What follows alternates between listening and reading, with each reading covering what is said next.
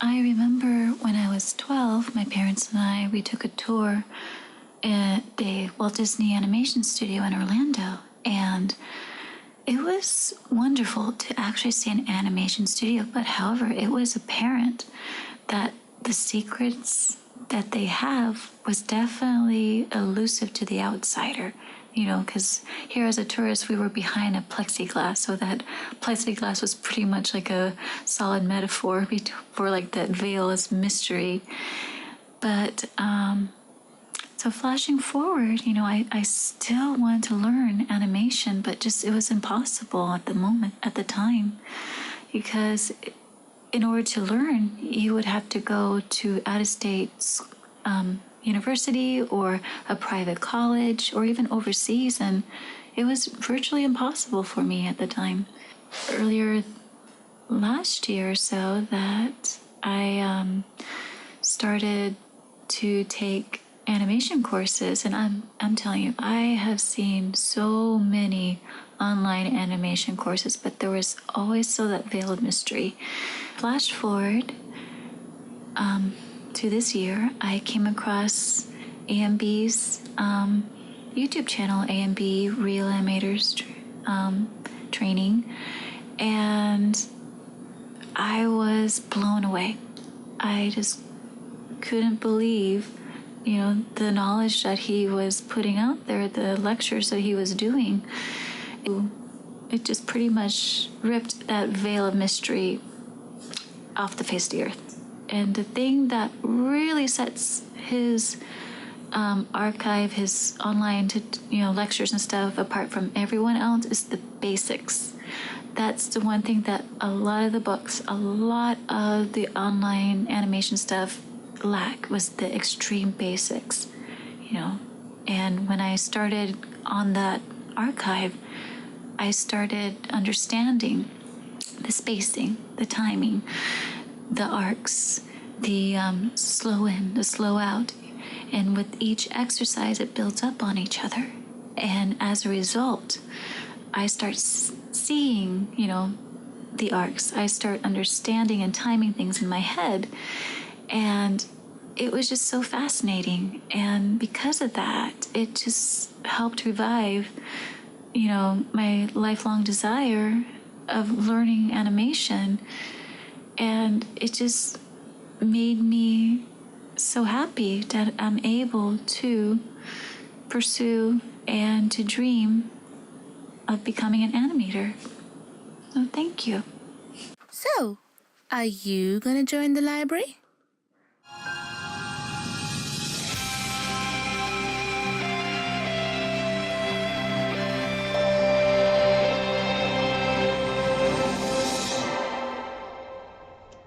Hello, and welcome once again to another edition of AMB Animation Livestream. Alright, so this is a YouTube stream. This stream is for my awesome community. This stream is just for you. So if you are an animator at the moment and you are struggling with a particular task or a particular problem, ask away in the chat and I will answer that for you as best as I can to my abilities. We will also be having a small little kind of fun animation challenge. Suggest a character and ask me to animate it doing something very quick, very little, so that we can fit it in the stream. Obviously, we don't want a big story or a big epic thing. So suggest your character and I will Google it and I will animate it for you. And show you just how easy it is when you've got the right know-how, the right skill set, that you can just pretty much draw and animate anything you want at the drop of a hat. So that's that. So start making, those of you in the chat, start making your suggestions. And also, if you have any questions on how to do anything, how to draw something, how to animate, you can't animate something, you're having some trouble with a design, ask away in the chat.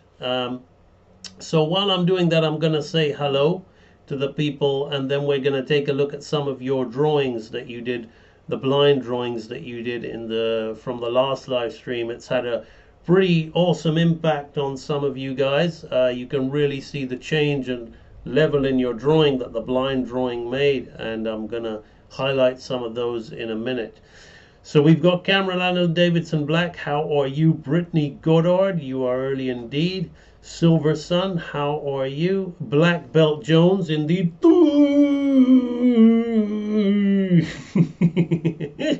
Grayson and BC Wendell. Okay, so I'm sorry to all of you who are here. Our audience is growing. People are coming in, so they might not have heard. So I'm going to repeat myself. This is an Ask the Animator stream. Ask me any question you want. How to solve a problem with your animation that you might be struggling on, character design, drawing. Type it in the chat. I will answer it for you as best I can to my abilities. Also, we're having an animation challenge. Pick a character that you would like to see me animate and describe a quick little action, perhaps a walk or a head turn or some kind of action where we can animate that character quick on the stream, and I will do that as the mini challenge going on throughout the stream. So type away. Now I'm going to be looking at some of your work in the group. So let me change and let me bring in the Facebook community, Real Animator Growth, Development and Progress. This community is open for any of you to join. We've got 4,000 people in here at the moment, and each and every one of those 4,000 people is not a bot, is not a person who they've had to answer questions to join this group. So it's not just you're not just gonna join this group and spam your whatever, right? It's a proper group on Facebook. Those of you who are on Facebook, it's free to join. You also get, excuse me, you also get, let me change my mic. You also get, what you also get is you get free, in the featured section, you get a free album archive of the Real Animator Training Library. Just click on this link, copy this passcode here, and click on the link, and you will be gifted, based in the password, you'll be gifted 9 free archives of the Real Animator Training Library. One of the animation basics, animation walk, animation more, bouncing ball, swinging pendulum, the bones of the foot, the bones of the hand, the flour sack, and a little acting demonstration, a little perspective animation demonstration, and an ancient Ask AMB, which is what we're doing today, from years ago, episode 49.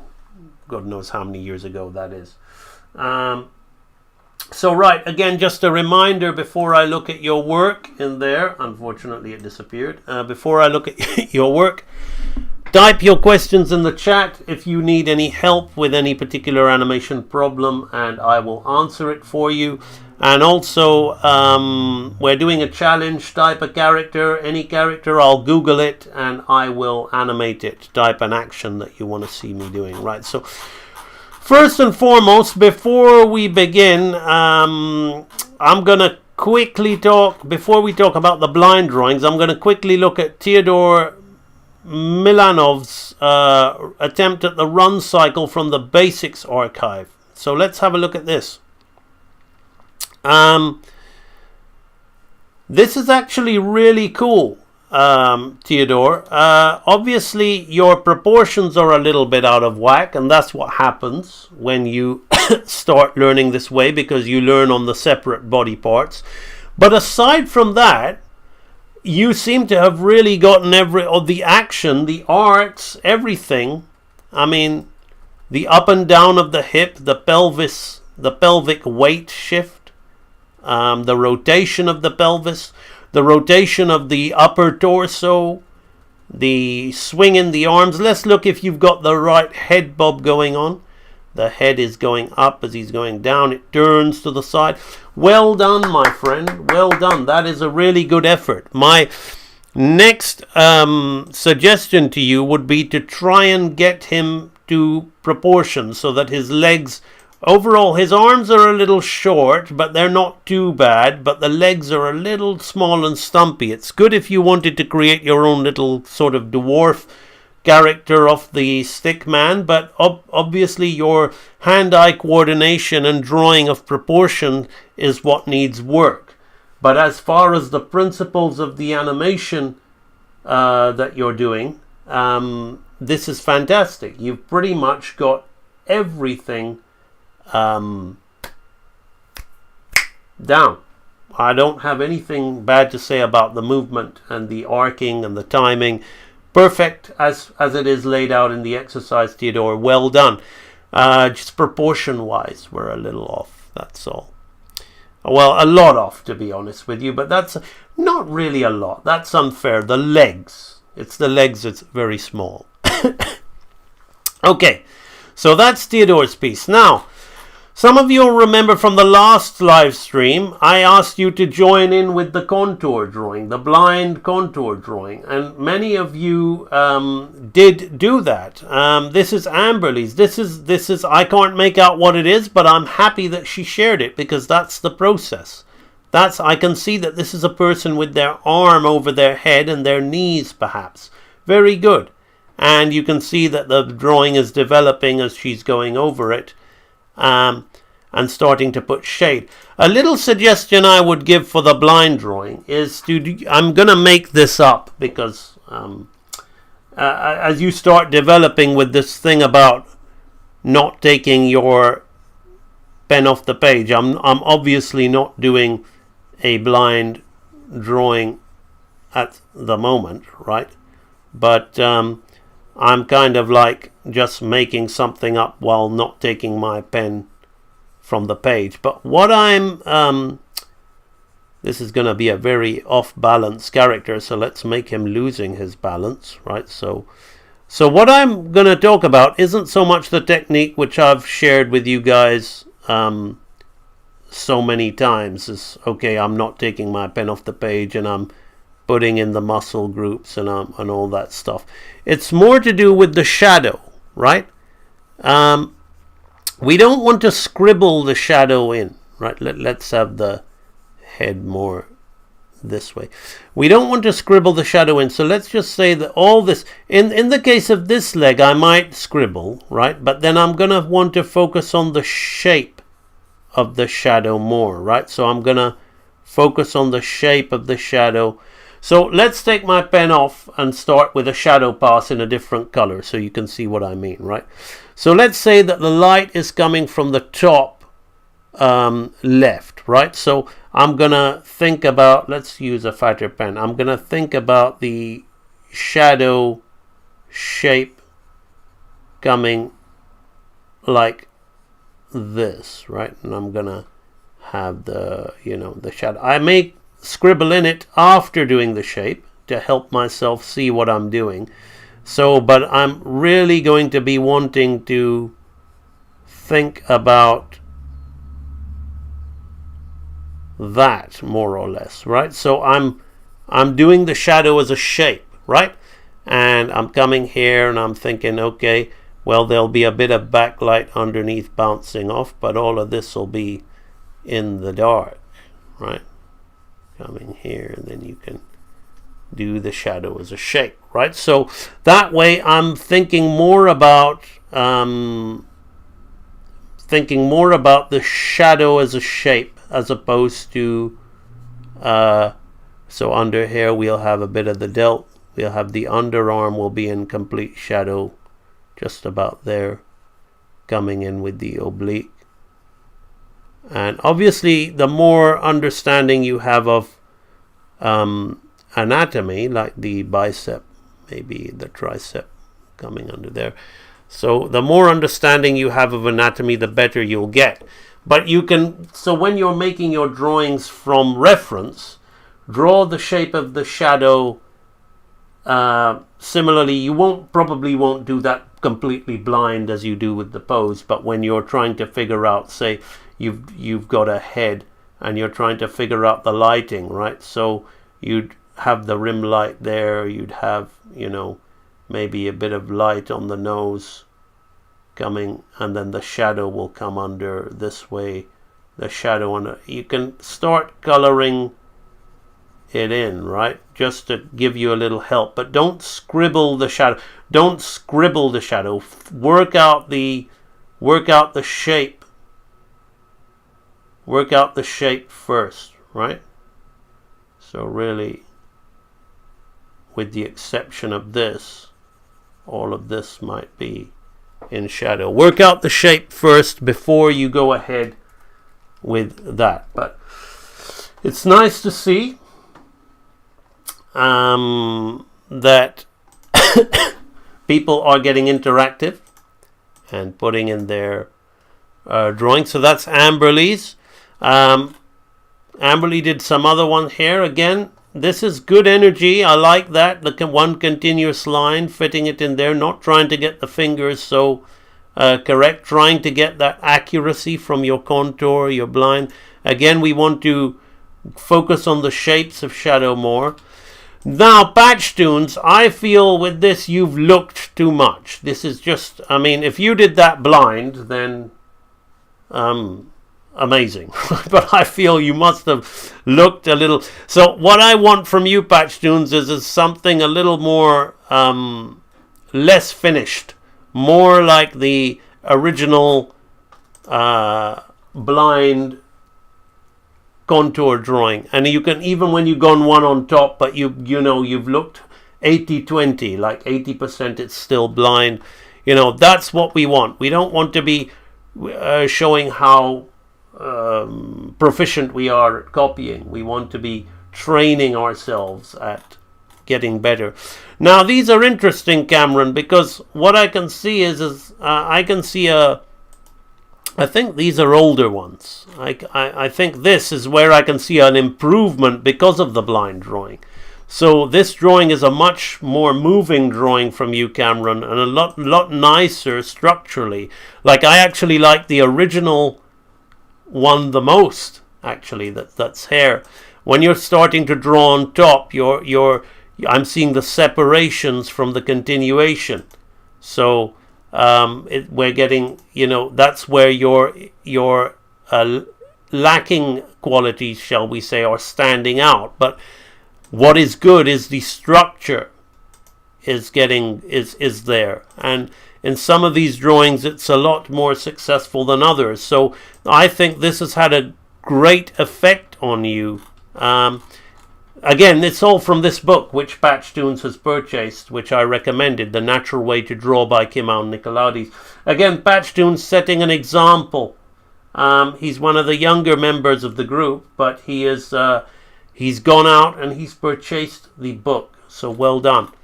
I'm going to look at Red Fox's thing in a minute.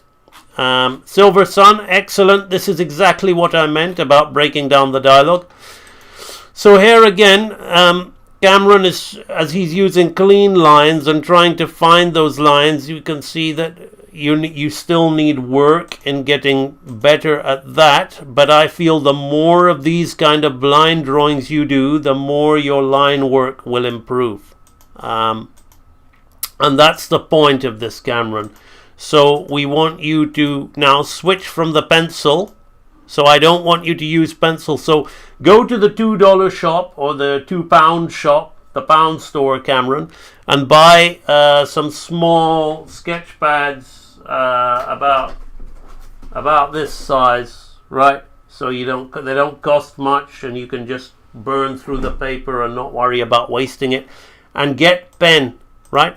Get the pen that you use for this, and I want you to start doing these drawings with pen.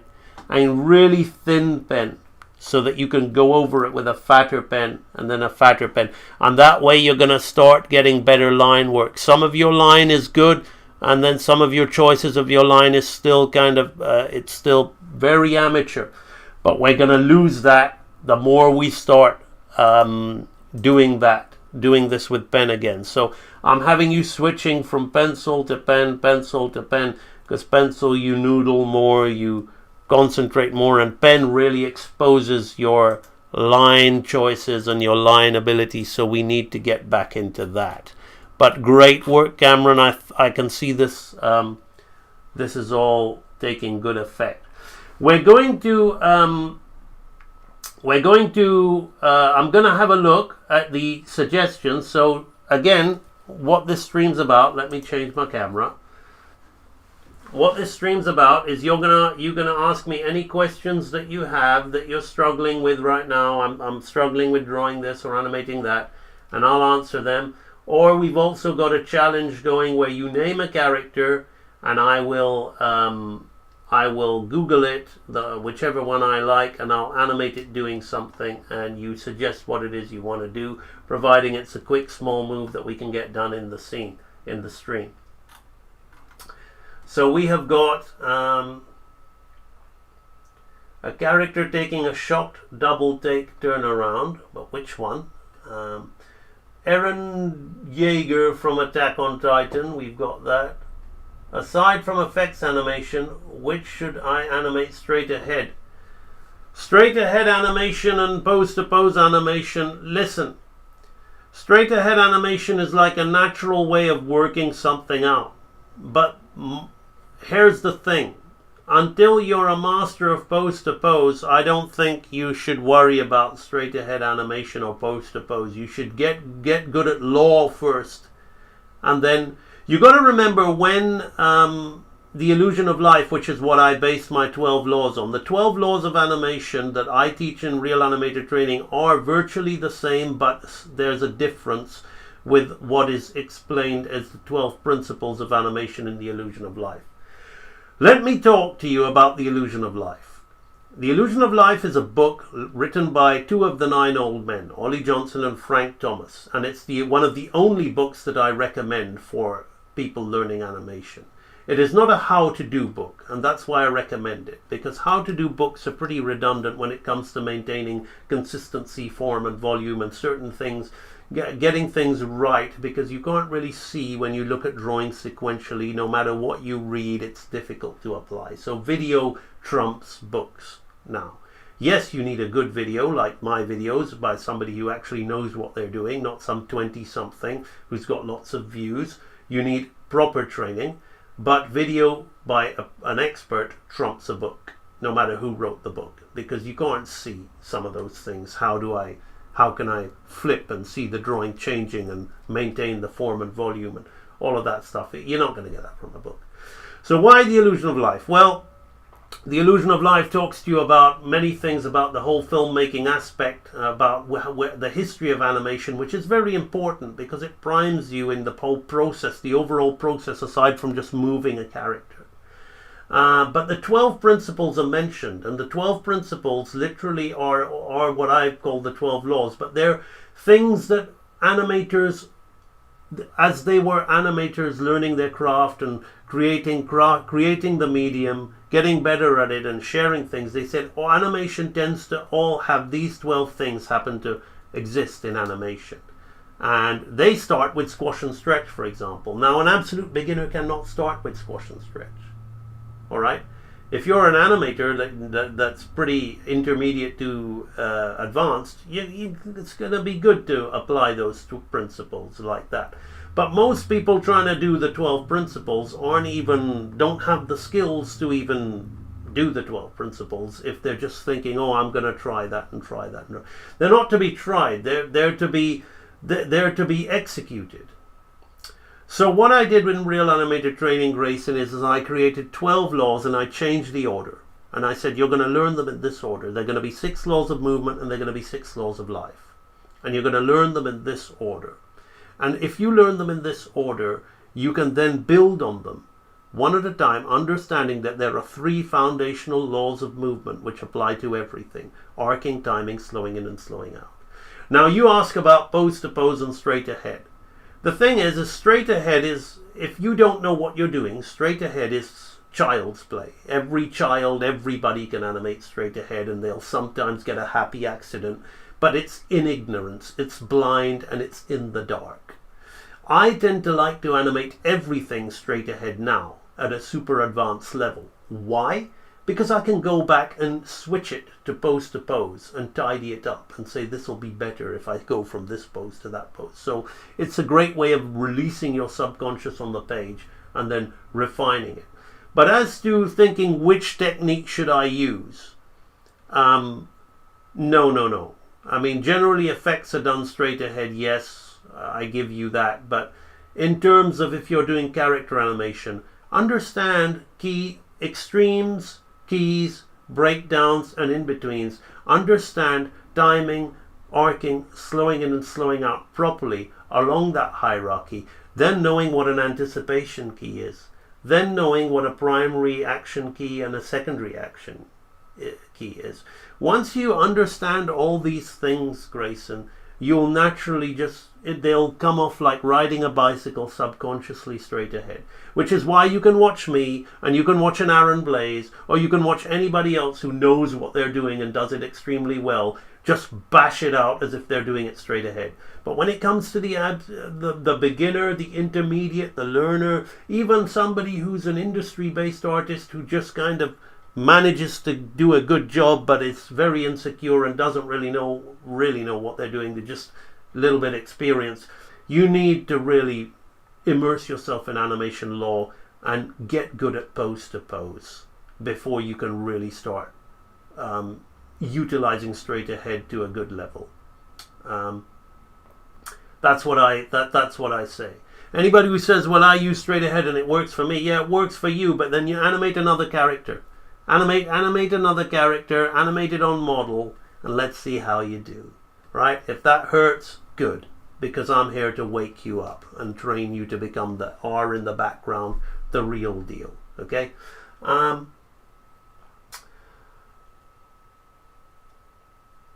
What have we got? When animating dialogue for a character, which is more important? Are you watching my tutorials, Silver Scribbles? I've mentioned hundreds of times in those tutorials the mouth shapes are the child's play.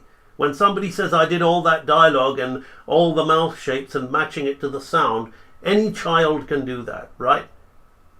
The most I've said in the tutorial countless times, it's the body language, it's the gestures, it's the eyes, the mouth shapes are important, and the better the mouth shape, the better the animation, the more convincing it is. But, I mean, you just watch Sesame Street. They're just going like that. But they feel more alive than most animation today, in my opinion. The Disney character Peter Pan shocked turning around. That's a good one. My ball bounce animation is long overdue. I need to refine and post it. Just do it. Don't worry about refining it. Draw Lois Griffin from Family Guy. I just need to go to the toilet and pinch a loaf if I want to do that. Sorry, Zenpo. My apologies. I couldn't resist. Could you try Esmeralda Romani? I don't know who that is. If I know Esmeralda from Hunchback of Notre Dame. Esmeralda Romani. Could be the same. Images. Oh yeah, that is the one. That's Esmeralda from Hunchback of Notre Dame. Tony Fusilli. Is there a more rock solid answer to switching between animating on ones and twos besides? Of course, there's a rock solid answer. Who says that that's the answer? The answer you've gotten. Ones on fast motion defines, and then twos. Listen. Twos is economical. We work on twos to save time because everything will generally things on ones will be better because it just will have that more richer, fluid feel. However, you can slow in when you're slowing in and slowing out, or you're doing an ultra heavy slow in on a character. It's pointless doing it on ones, right? But when they say things on a fast motion should be done on ones, the reason they're telling you that is because there are some things that when you do when you're working on twos, particularly when you're working with a more naturalistic looking character. Sakuga Anime is one of the biggest examples. Sometimes it just doesn't work. I broke down an amazing fight scene between Obito and I forgot the name of the other character, and some of it was just just too quick, and it was just too poppy, and it needed to be on ones to work properly. It just looked unfinished to an experienced eye. Great work, but that needed to be on ones. So ones generally is 24 frames per second is a richer, more fluid way of working, and it enriches the movement. It allows you to have more time to get a movement across. So, but when they say fast movement, they generally mean I'm working on twos to save time, and I can't get away with that, so I'm going to have to switch to ones. All right, so that's why they say it like that. But if I had the budget and I had the time and I had the resources, I would do everything on ones except for those heavy slow-ins, but I don't, which is why, see you later, Black Belt Jones, I'm sorry you have to go. Would have been nice to have you hanging around, but which is why I do everything on twos. My stuff looks great on twos, it's amazing, but it would look 10 times better on ones, right? It just would. Like that tiger animation, that dialogue animation of that tiger you saw me do, it's amazing, but it's only on twos. There's only few movements in there I've had to use ones because it's too quick, and with a slow, subtle animation like that, it would just stick out like a sore thumb. It'd look wrong to a trained eye. So I've had to use ones for that. Otherwise, it's on twos, and it would look 10 times better if it was on ones. Mighty Mouse. Okay, that was a good question. Of course we know what matters more. Okay, Silver Sun. Right. So we have got Esmeralda and we have got Peter Pan turning around. Those are the suggestions. I'm just going to look at this Erin Yeager. I think I've drawn her on a stream once before, but I can't remember. Erin Yeager attack on Titan. Right. Okay, yes. I'm not sure yet. I've done it once before. It's another easy anime head turn or an easy anime character. I think I might want to do something a little bit more richer today. Okay, right. Now, before we go on and do the challenge, so you can get more characters. Okay, before I switch my screen, let's just talk about that. What we're doing is I'm answering your questions that you ask me, whether they can be questions where I talk to you or they can be questions where I show you. So if you're struggling with a drawing or you're struggling with an animation, you can ask me something and I'll answer it as best I can.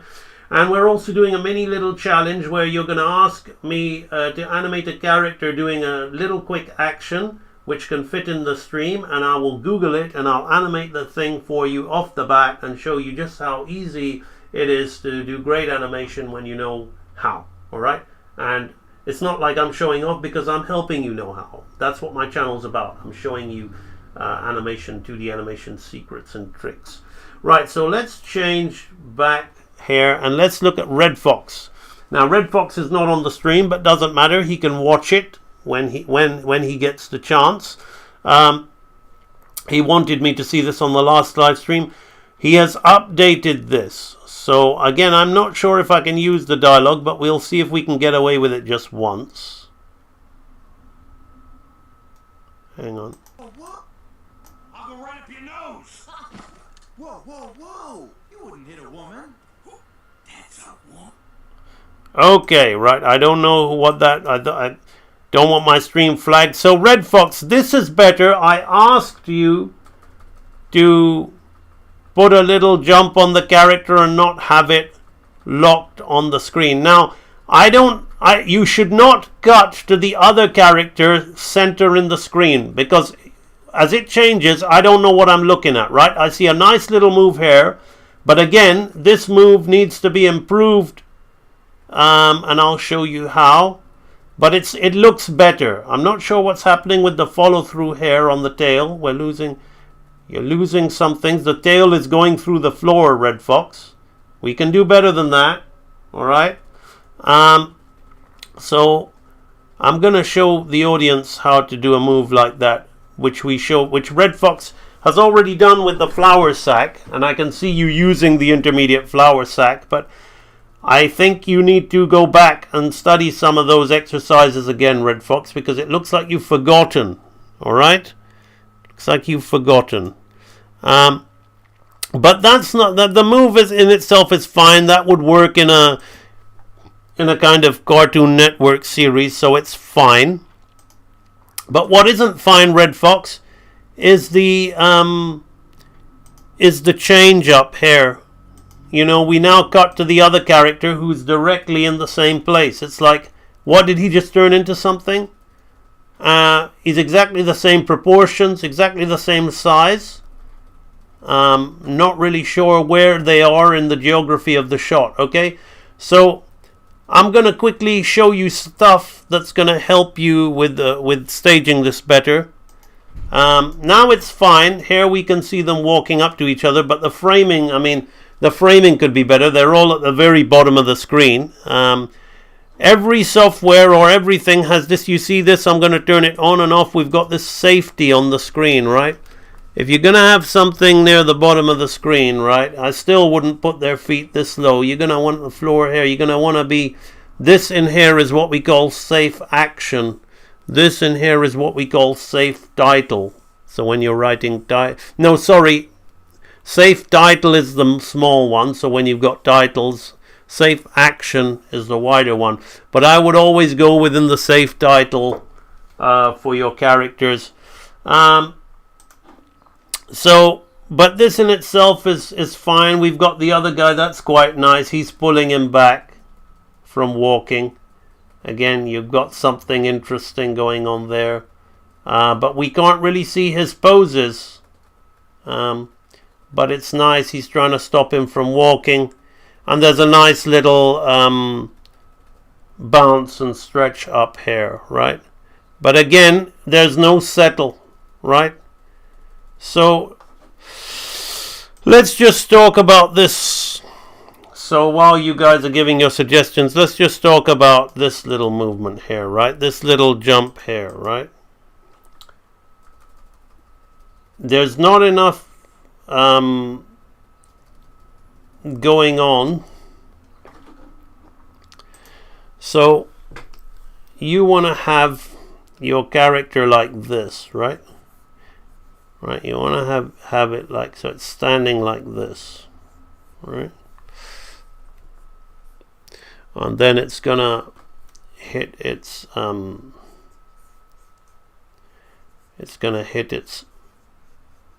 down pose like this, right?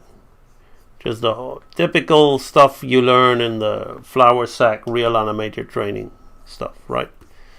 Now it's gonna... I'm doing this in a straight ahead way. Let's switch to pose to pose. So I'm gonna literally copy this for a minute here, right? And I'm gonna put this here, right? Let's say it's gonna land here like that, right? So bum bum bum, right? Bum bum bum, right? So we're gonna want to go up, right? So we're gonna go up like a bouncing ball here at the moment, right? Right, and we're gonna have one leg and the other leg kind of trailing like that, right? Because that's what's gonna make it fun about it, right? I'm gonna have his hands like that, right? Bum bum bum, right? Then it's gonna land, and here's the thing that most people miss. The trick that most people miss about this thing is when you have a big bounce, right? You're never gonna, like, this is why we talk about bouncing balls, right? So back to the basics, Pedro. The ball just doesn't bounce once. If it's a nice big bounce like that, it'll bounce again and settle, right? So that's where we need to go with this, right? So this foot has come down here, and I'm gonna have this foot coming down here, delayed up here like that, right? Like that. Let's play with the angle of that, right? See the underside of the of the character, right? So we play with the angle like that, right? We play with that, right? So we're getting some nice. This we don't really talk about in the intermediate archive. We're even more basic, right? But we learn about the pelvis in the basics archive, but with the flour sack we kind of stick to a little bit more basic. Now I'm gonna kind of have his hands locked here, right, like this, bum bum bum bum, right? Now as he comes, he's gonna land. We're gonna go into the squash pose, right? I'm gonna go into the squash pose.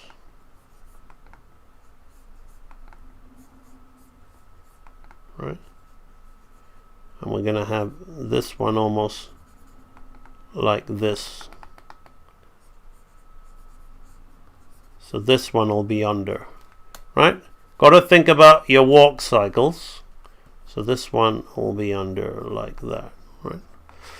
So, and then this can change into these lines like this. Again, look how now he's gonna say, I'll shove it up your nose, right? So we're gonna make something out of this finger, right? We're gonna point a finger here, and we're gonna open his hand up here, right? And this is all right, coming down here like that, right? Then he's gonna come back here like this, right? So already we've got a clear difference in what's happening with the legs, right? But we're gonna settle it now because we're gonna add another little step, like another little bounce, right? So he's gonna be bounce up a little bit here from here, right? Like this. Right. And look how careless I am with the drawing, because all I'm interested in is working out the actions and the movements, right? This is what's important to me, right? So then the other little bounce, he's gonna step here like that. Then this leg's gonna come back here like this.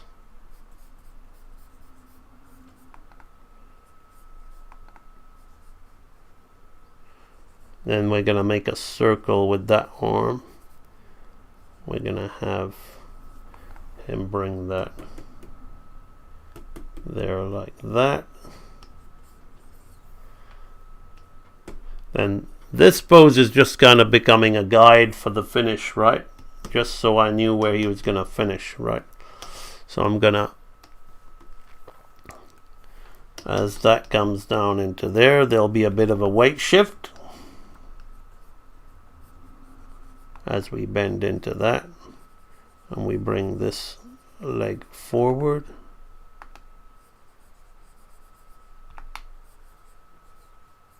Right? So we really want to kind of emphasize this shoving it up the nose, right? Thing. Not a care in the world on how my drawing is, right? Because I know that this is the way to map things out, right? And we really want to emphasize this shoving it up the nose, right? Like that. Then we're going to settle back. So the settle is very important, right?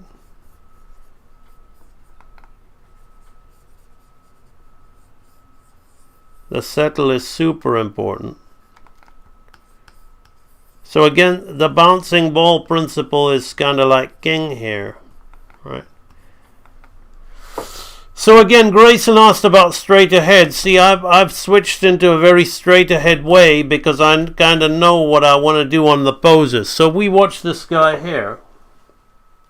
Squash and stretching is important indeed, absolutely.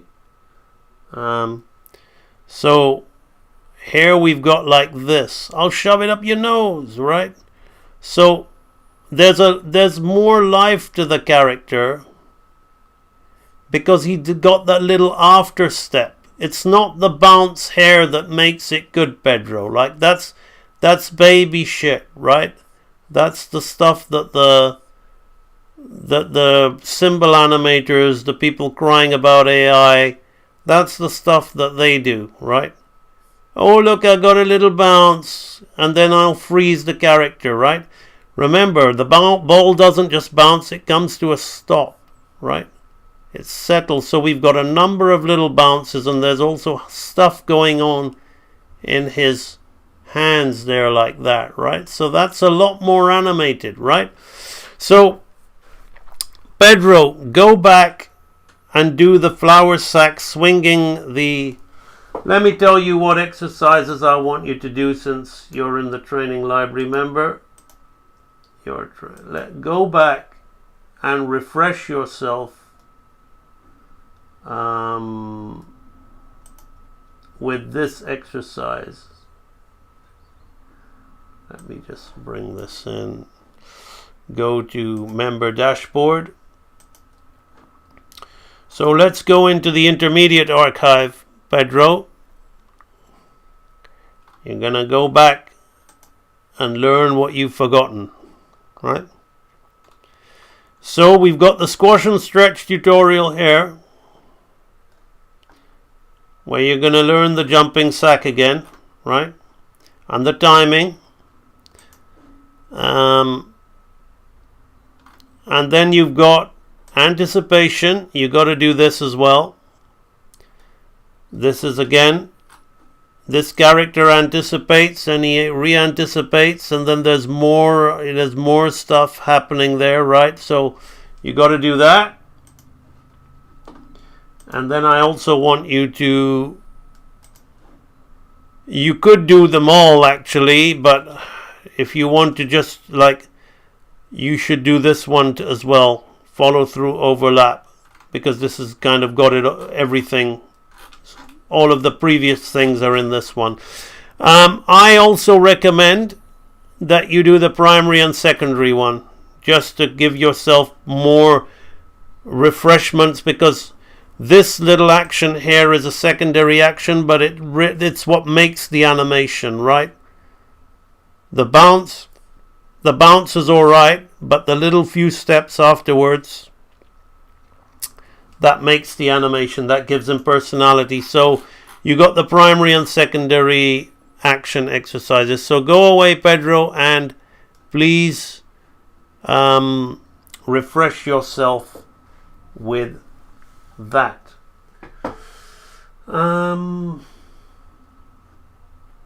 Reader from Titan AE Scowling. What do you think of rubber hose animation? Rubber hose animation is great if it's used appropriately for when it, for whatever style is being done. I don't think one should confuse rubber hose animation with trying to say I'm just doing limited cycles like Cuphead. Cuphead is crap, alright? It's a good game. It's a very well designed game with very nice... For a game, it's great. But you want to see good rubber hose animation, look at the early Mickey Mouse cartoons. Not necessarily the extremely old ones like Steamboat Willie. But you want to look at things like The Brave Little Tailor. Because that still has aspects of rubber hose in there. Even Snow White and the Seven Dwarfs has still got a bit of rubber hose going on in there. Not quite rubber hose, but that's the rubber hose I'm talking about. We're not just talking little Coco the Clown cycles and things like that. Any advice for cleaning up the animation and keeping volume consistent? I've got a whole stream about that. It's the question that all the beginners want to know, and the thing is yes, I can tell you that now, but the thing is volume and consistency. Number one, turn off the light box. Turn off the light box because you want to focus on the drawing that you're doing, right? Other thing is you can practice volume and consistency till the cows come home, but if you do not understand the formula, if you do not understand the structure of your character, how it's put together, you'll never get it. You will never get it. You will rely on using rubbish cutout, place and trace, shift and trace tricks which don't work. You need to have a formula for your character.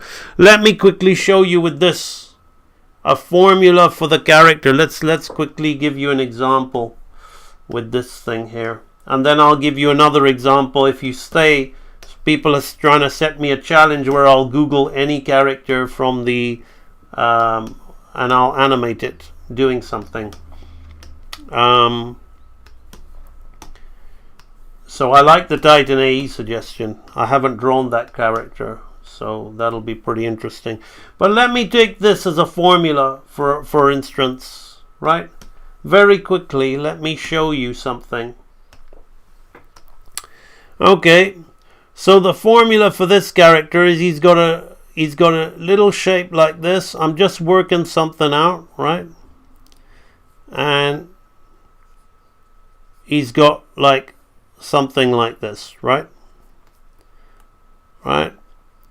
And then he's got his arms. Right, let's make him like a little Dragon Ball man, right? And then his head is gonna be like that, right? That's my little formula for this character, right? So I've got to understand how that thing is going to change, right? So his pants are quite easy, right? But his butt is sticking out here, so I'm going to kind of introduce a leg here. I've got a division line. So this you can say is obviously we need to have his feet in where they need to go. But so I need to start thinking about, okay, well, his clavicle is here, his chest is here, we've got a side contour on his body here like this now, right? So I've got to start focusing. Let me turn the light box off. I've got to start focusing on things like that, right?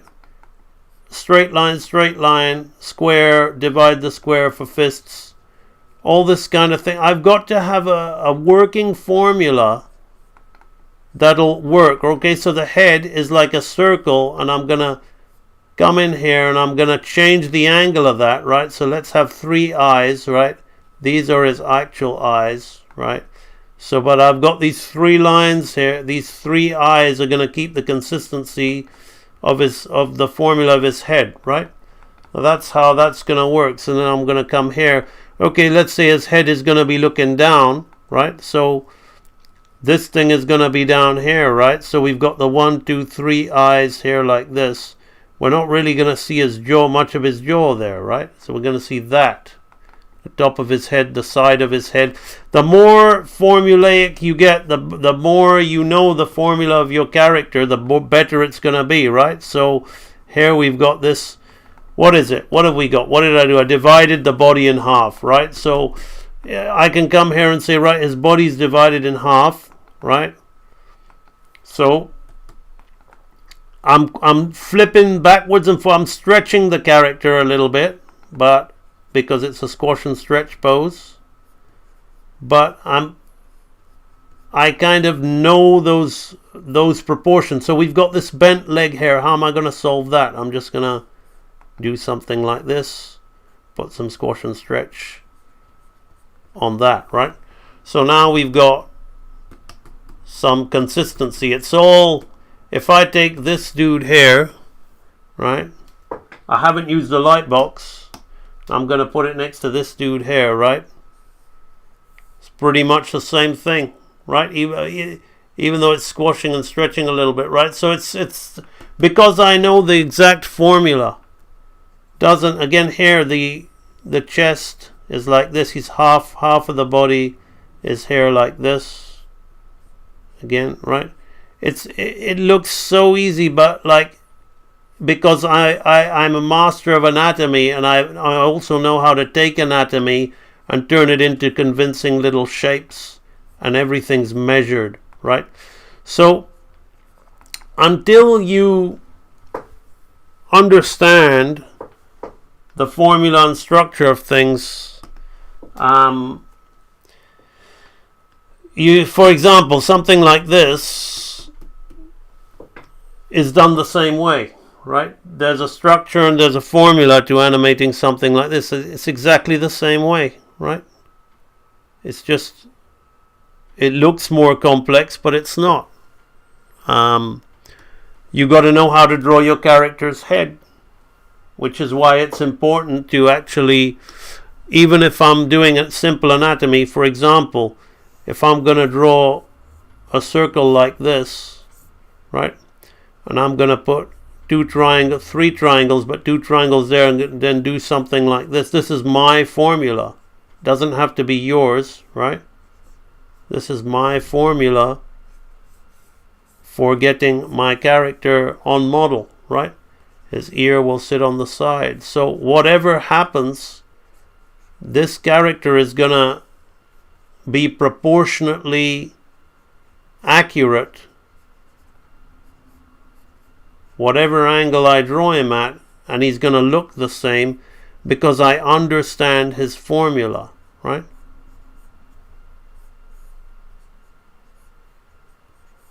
Right, so we've got this angle here.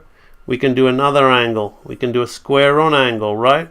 So we've got the same 1, 2, 3, right? Let's try and get the same proportion size, right? So this character is doesn't matter when I draw him, where I draw him, how I draw him. Everything is worked out as per that formula. And then when you clean it up, cleaning up the animation, one thing's getting the volume right, but then the other thing is hiding the formula. So for example, the formula of his head at the back is just this. Obviously I want to lose the triangle square thing. I don't want it to be so obvious, right? But again, it's the same thing. When we come off the side, come down here to the side like this, right? This is the formula of this character, but when we're cleaning it up, obviously we want to have it more drawn in, more kind of hiding that formula, making it feel like it's an organic drawing, right? That's how we want to think about our drawing, especially for animation, because animation drawing is very formulaic. Now, formulaic can be a good word and a bad word, right? In a condescending way, it's when you can see the formula very easily and everything looks the same and it's tired and it's generic, right? But when you can see the formula, and you can nod your head in satisfaction of, man, that's a fucking great drawing, that's a great character, the animation is so tight. That's when the formulaic is good, right? Because every animation is formulaic. Doesn't matter what you do, right? You can take something like this here. I'm being very, very quick, excuse me. You can do something like that. Throw that on there, right? And then throw in the division lines, right? Formula. Take this here, same thing. Go here, go a bit lower. Come here off the side, right? Throw in some angry eyes, right? Throw something down there. Put a hat, put a color. Formula, right? Get this hair. I don't know if I'll get this one right because I've never drawn him properly, right? He's a great character, I should draw him. But yeah, I'm kind of close, right? Formula. You get the formula is being used, but it's doing everything. Again, if I remember, the dwarfs, they like have a big nose like this, and the beard comes off. I can't quite remember. It was a long time ago, but yeah, there's something like that. I can't remember. Yeah, lip, is it? Yeah.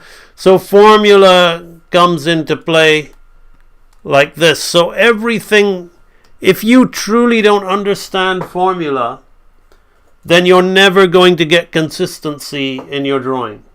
It's just going to be guesswork, right? You're always going to be guessing.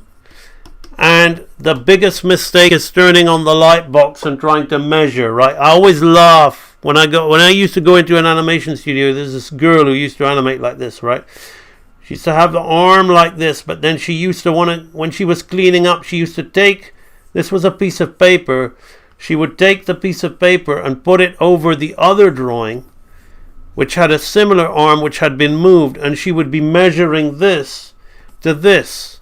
And that's like, and then she would trace according to that, going, I'm measuring. But then the animation would look absolute cack, right? It would like shrink in size. It will look like, because there's no anatomy, right? It's like, becomes like rigged symbols, right?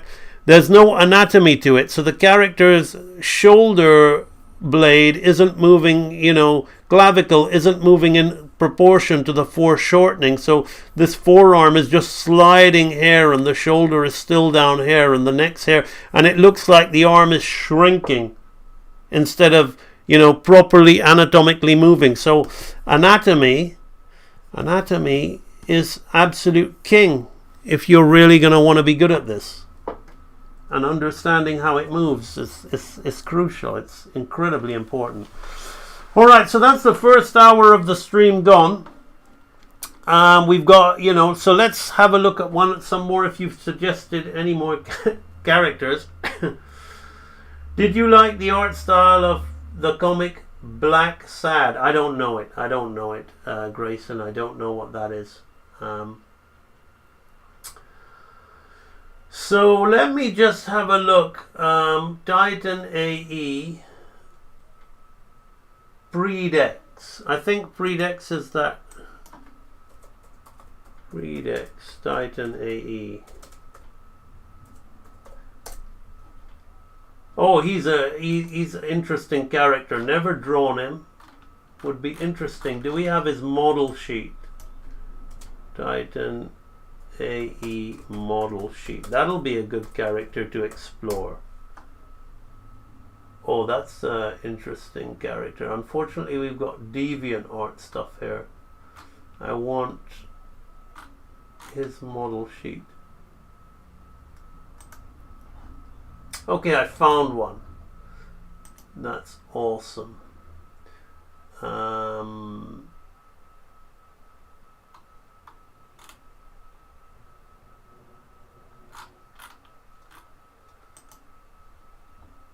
Okay, so that is a great character to draw.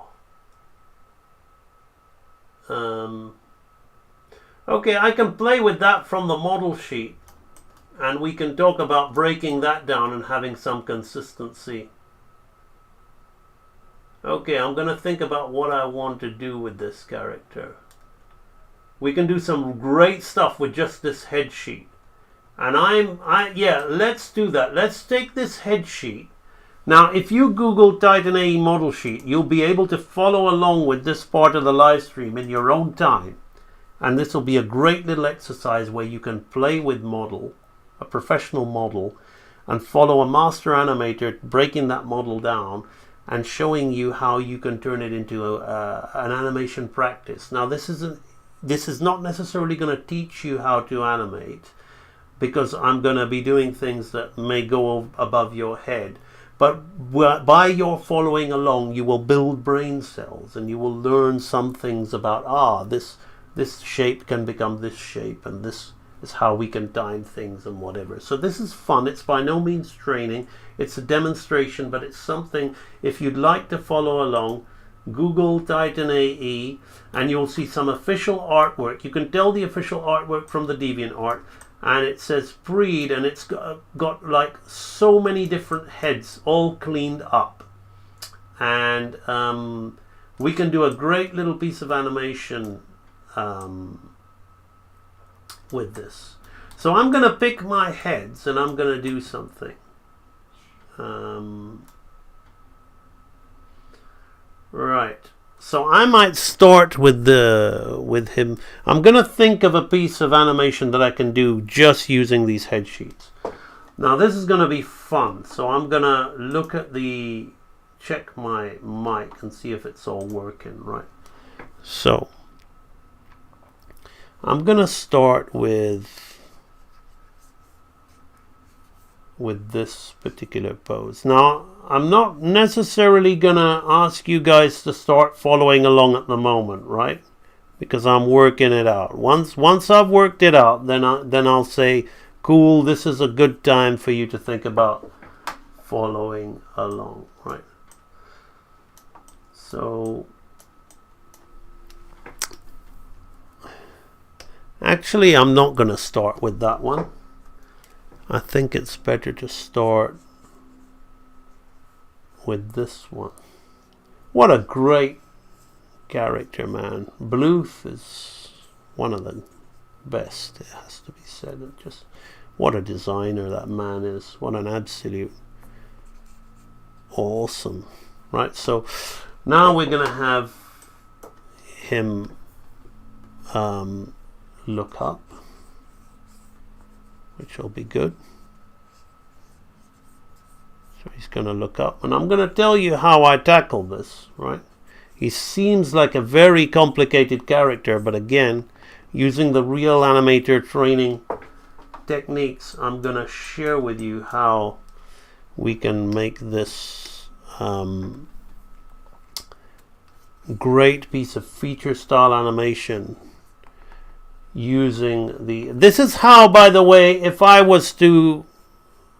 had come on the Project Titan AE, I would play like this, right? I would look at the model sheet and I would play with the drawings on the model sheet to familiarize myself with the character. That's how I would do things. Right. So now I would take so he's there like this, right? Then we're gonna take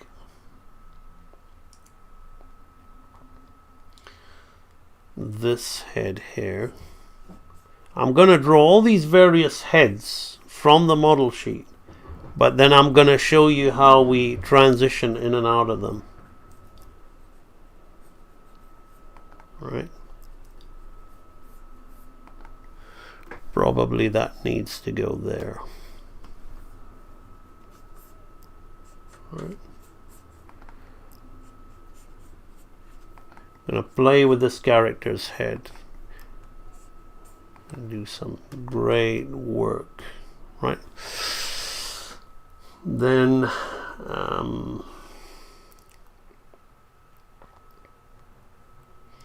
we can have him open his mouth.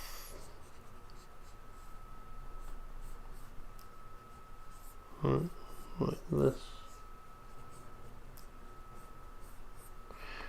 And you're going to see the person who asked me about cleanup and consistency. You're going to see how knowing the formula is vitally important. Vitally important to getting this right. Right? Because we're dealing with some of the highest quality of character drawing that you're going to find, right?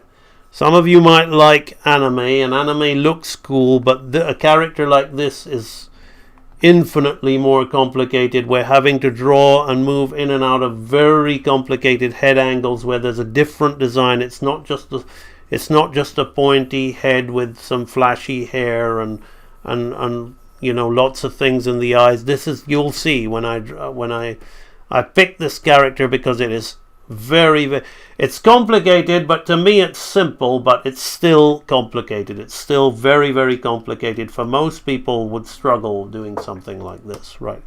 Okay, so, but I'm going to break it down and I'm going to make it very easy for you, and you're going to enjoy this.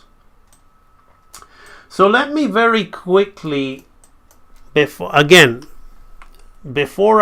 let me very quickly draw these heads, and then I will tell you how to follow along and keep consistency with me. So I'm going to figure out the character's construction myself, right? So we have got his eye, but I'm going to do it with my kind of blind contour drawing way to be fast for the stream, which is why I said this isn't necessarily going to be a nice training video or something, but you're going to have fun. You can do it at home with your own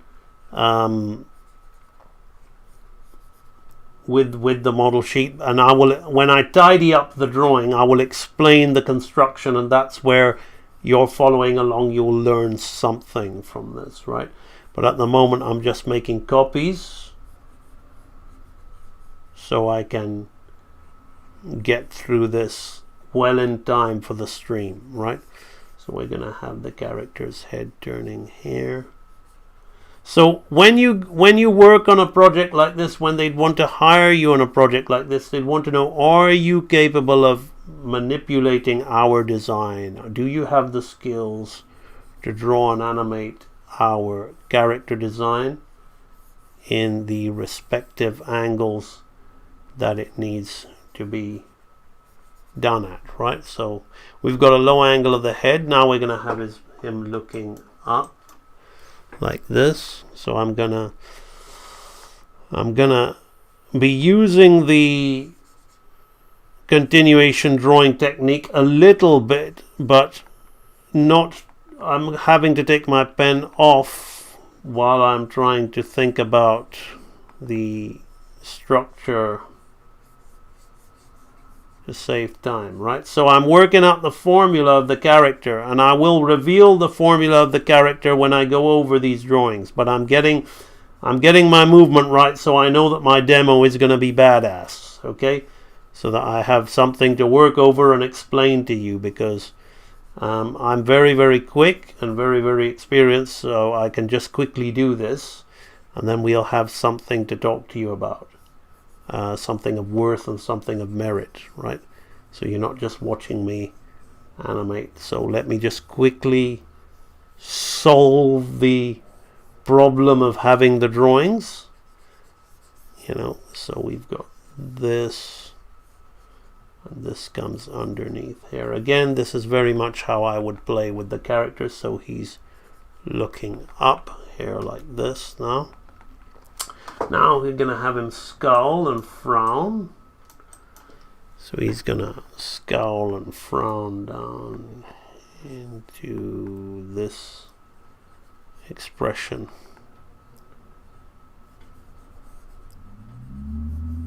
Right. Awesome character. Absolutely awesome.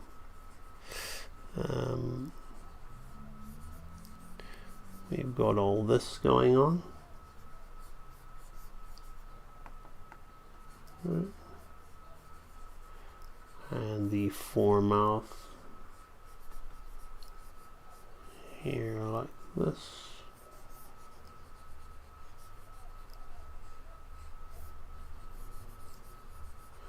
And I will show you exactly how you break this, clean this up, and tidy it up. Even though like my volume and form is just naturally there, don't worry, I will show you how, if you struggle at those things, you will be able to get it. We've got his head like this, a little bit of the ear there, right? So there's a little bit of a forehead growth here, which I'm not worried about too much, because some of that is included in the expression of the character. Now we're going to turn his head. I'm going to turn his head here. So already I'm picking up things to recognize which are very anatomical about this character, which are going to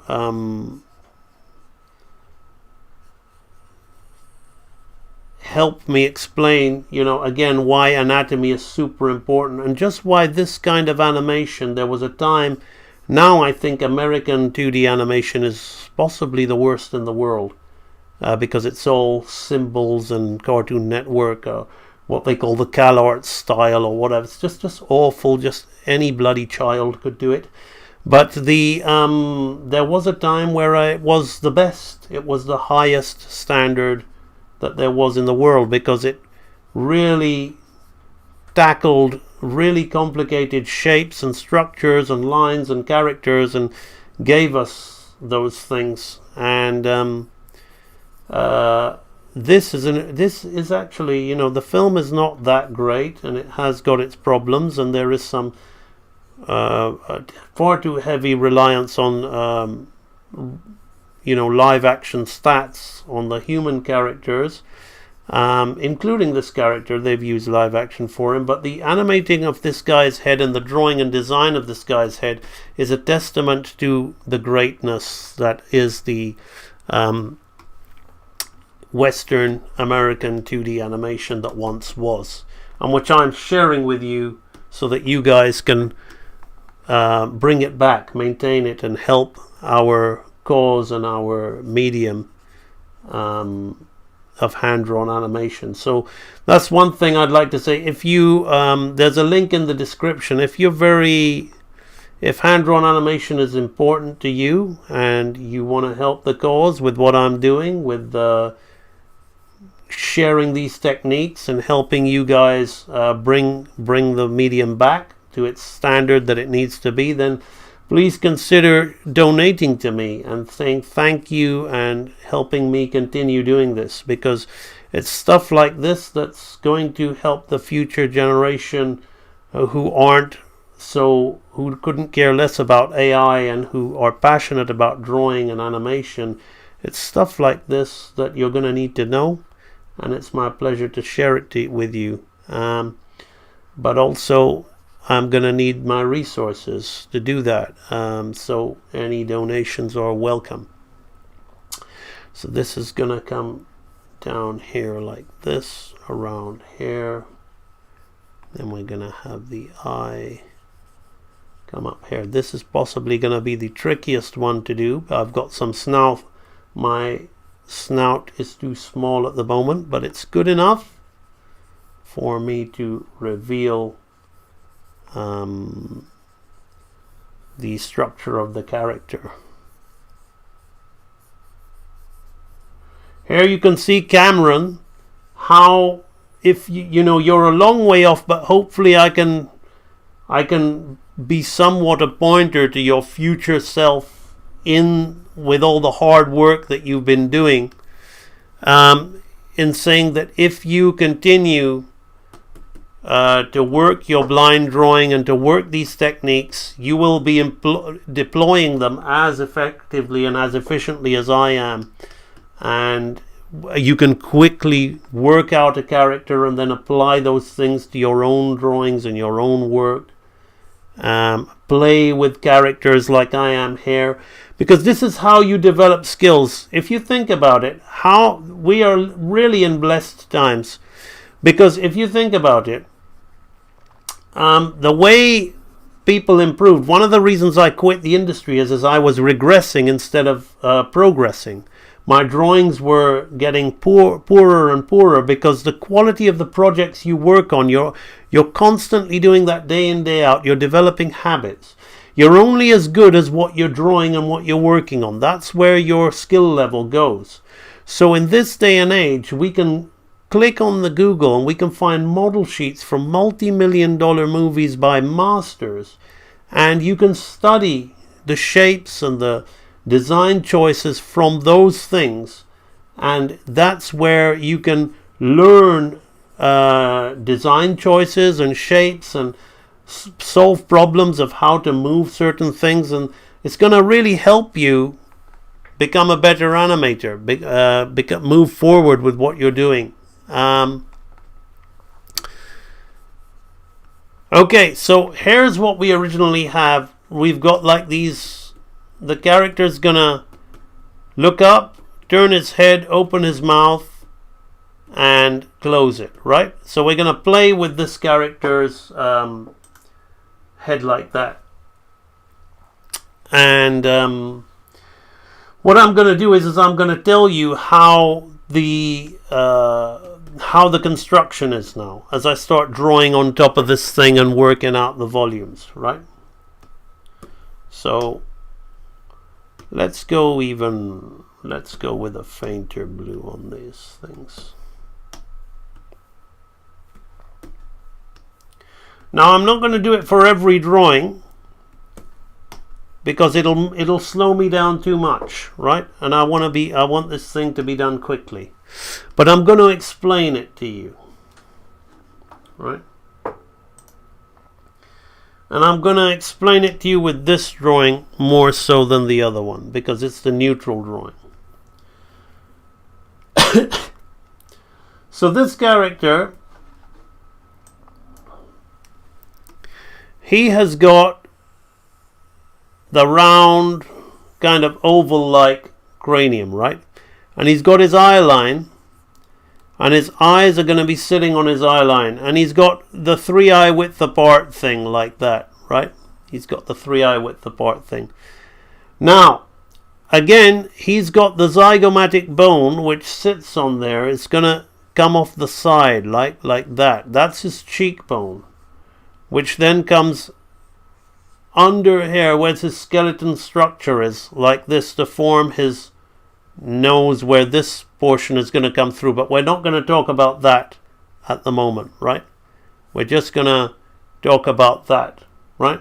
So that's where the zygomatic is, and then that zygomatic goes into his orbital bone, the frontal bone of his eye socket, which becomes his brow, right? So many of you see me talk about that mask that does that thing, right?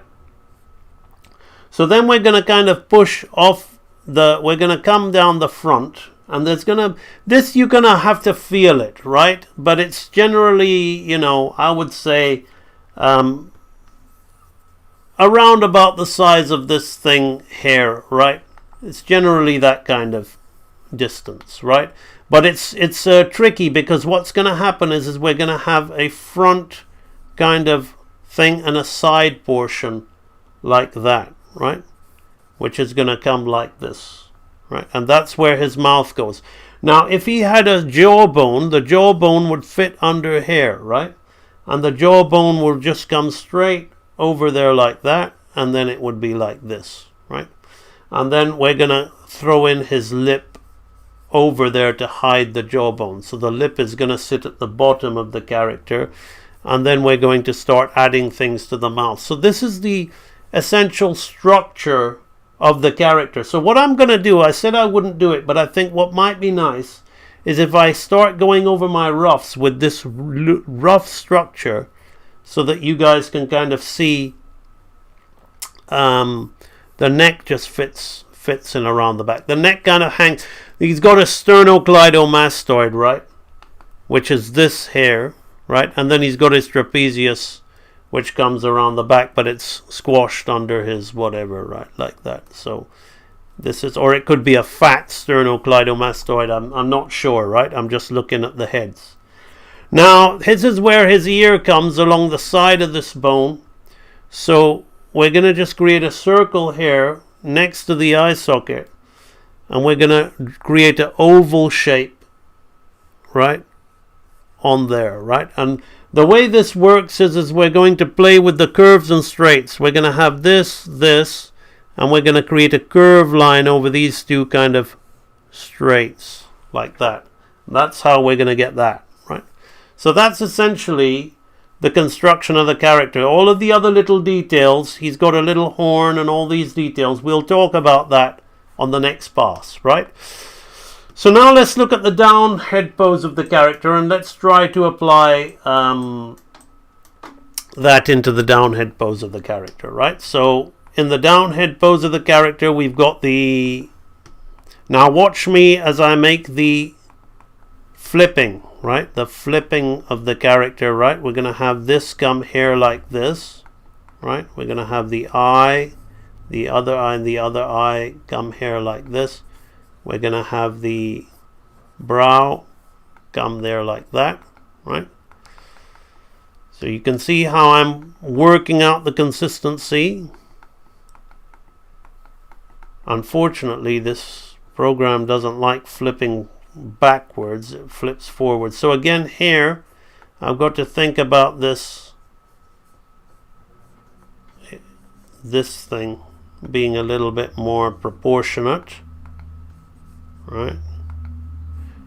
So this particular pass that I'm doing, I wouldn't necessarily do as an experienced animator. I'm doing this to show you the construction and the formula of the character. Maybe I would figure it out myself, but I wouldn't necessarily figure it out in this way. This way is purely to help you guys. It's a very kind of systematic, like I don't really draw like this anymore. I'm more intuitive in my construction. So we've got a lot of squash and stretch going on his neck here, right? Now I do want that neck to kind of marry with my other neck, so I use the light box a little bit, but only to make sure that things don't move and wander around. But for the size and the head of the character, see, I can see that my construction is a little bit on the big side, but that's okay, right? We've got this coming down here. There's a half, there's something coming half of his head here. Now his other ear is important to take into factor. It's ripped. I would just say it's a triangle with another little triangle off it with a curl like that, right? So we have something like this, right? And again here the same thing, right? We're changing the expression, but we've got the same thing going on.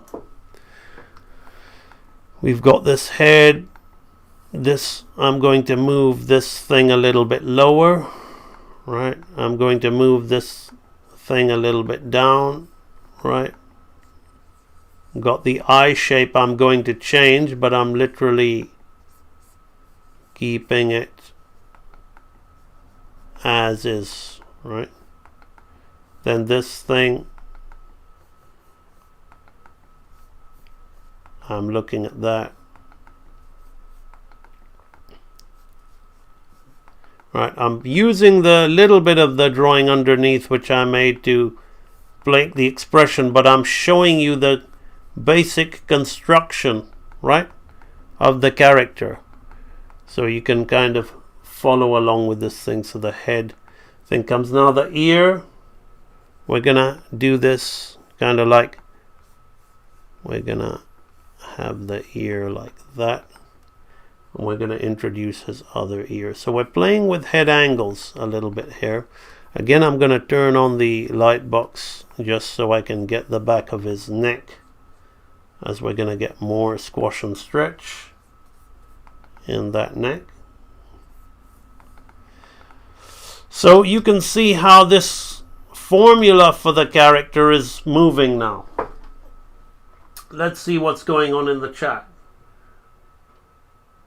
Are there any visual artists that you consider to be underrated? Grayson, here's the thing. I do love looking at great artists and resources, but I'm kind of over that now. I don't even want, like, the greatest artist that I think is underrated is myself, right? Because that's who I'm focusing on now, because all these other artists, like Mr. Bluth, who I'm using as an example for you, as far as I'm concerned, they're here to help me, right? They're here to help me get as good as I can. If I put my energy, which I used to, back in the day, I was really into the Sega Saturn. It was and still is one of my favorite games machines. And I was so upset because the Sega Saturn was not selling in comparison to what I believed was the inferior machine, the Sony PlayStation, right? And I would lose sleep over it. I was a kid, I would lose sleep over stuff like this. And it's very damaging to the psyche to spend all that energy stressing or having remorse or pity. If there's an artist out there, Grayson, who is, quote, underrated, and I've heard of him, he's already successful enough for me to have heard of him, so he's had some success, but I can't worry about him. I've got to worry about myself now. I've got to worry about what about my success, right? How much success? And I'm going to turn that around and say, how about you guys? Why don't you consider your success? Are you underrated, right? Why not? Why, if you feel you are, then work more. And sometimes getting other people's accolades can be nice, but then you'll realize it doesn't matter as long as you're doing the work that you're happy with. I couldn't care less now, right? I feel I'm at a level now. I don't need to convince anybody anymore, right? I don't care who says I'm shit, who says I'm good. I know I'm the business. I'm so happy with the level I'm at now. I couldn't care what anybody else thought. So here we're going to look at the jaw, right?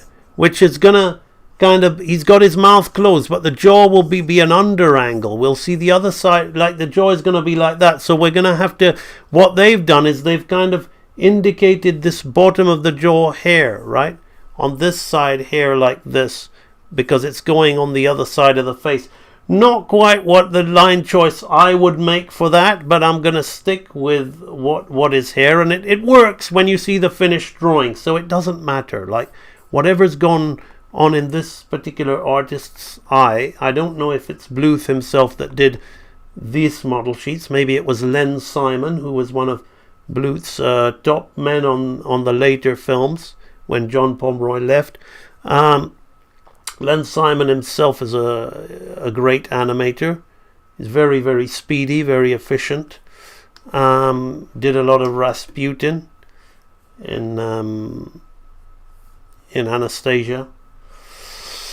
So here what I'm doing is I'm making a construction pass. Now, hopefully when you're drawing along, you can follow along with that construction pass. Now I'm going to, here this drawing is where we've kind of lost a bit. So I'm going to use that construction pass to gain it back. So here's where I'm going to draw the circle of the head, right?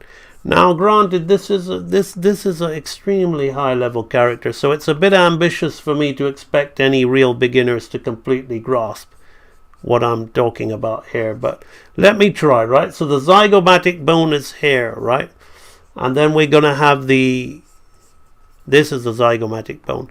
Then we're going to have the bit where all this, now this should be the length of, around about the length of this. So that's where I went off, right?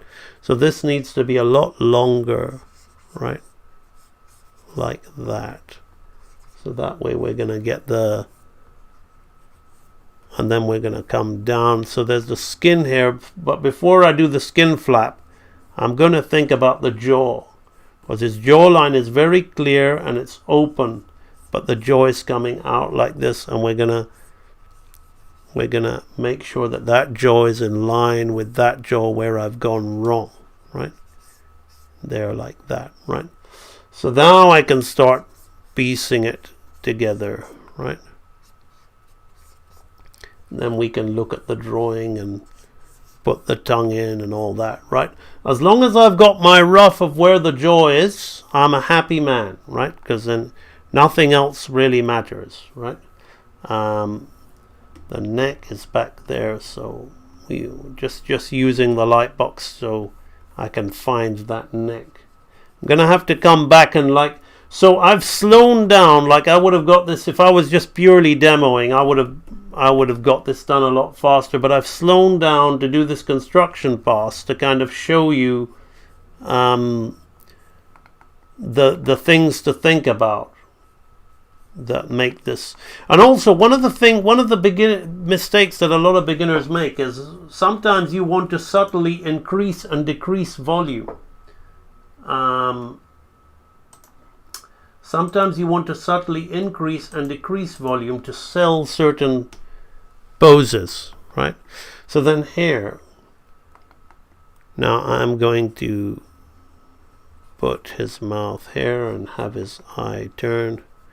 Now the breakdown is key to making this work, because we don't want to have the character locking into position with a closed mouth like this. So I will disclose to you how we take care of that. So now we're going to see the underside of the jaw like this, and here it's more in line with what I would personally do, right? So that's like this, and the head comes back there like this.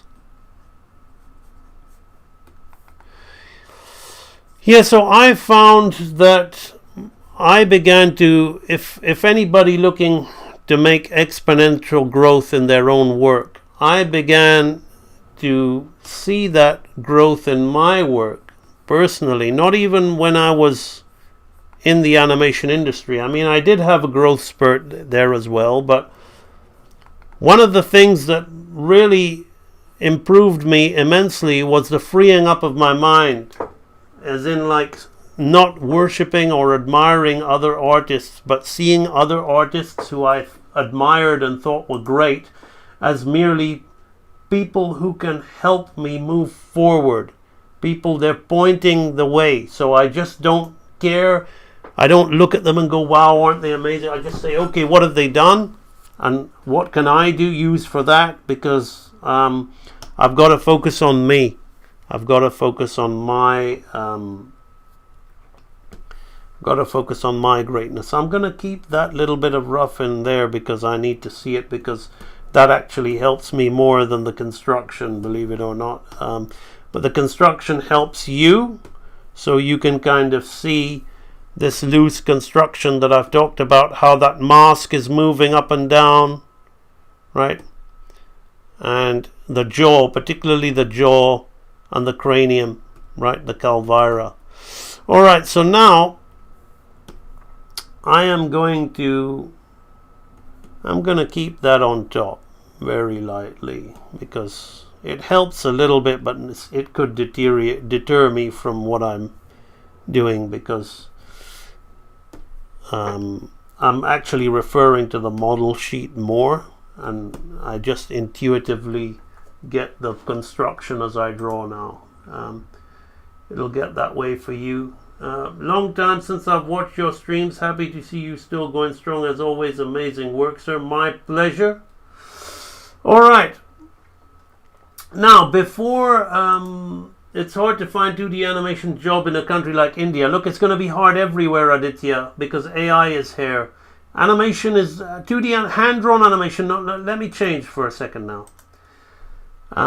This is going a lot faster than I thought. That only took half an hour to do that. I'll burn through it. You'll see amazing stuff, right? The thing is, I'm going to do that in a minute. I'm going to talk about real animator training. Here's something you got to realize, right? With my channel, when you watch me, we're real artists. Animation has been stolen from artists by technicians. I've said it before. What was once called classical animation, the Disney, the hardcore, really advanced stuff from the 1940s, 30s, 40s, 50s, 60s, arguably the Renaissance stuff in the 90s as well, right? Arguably, but that stuff's really advanced too. It's good, but it doesn't compare to the old stuff. Was called classical because we were artists and a select few of us could draw really well, right?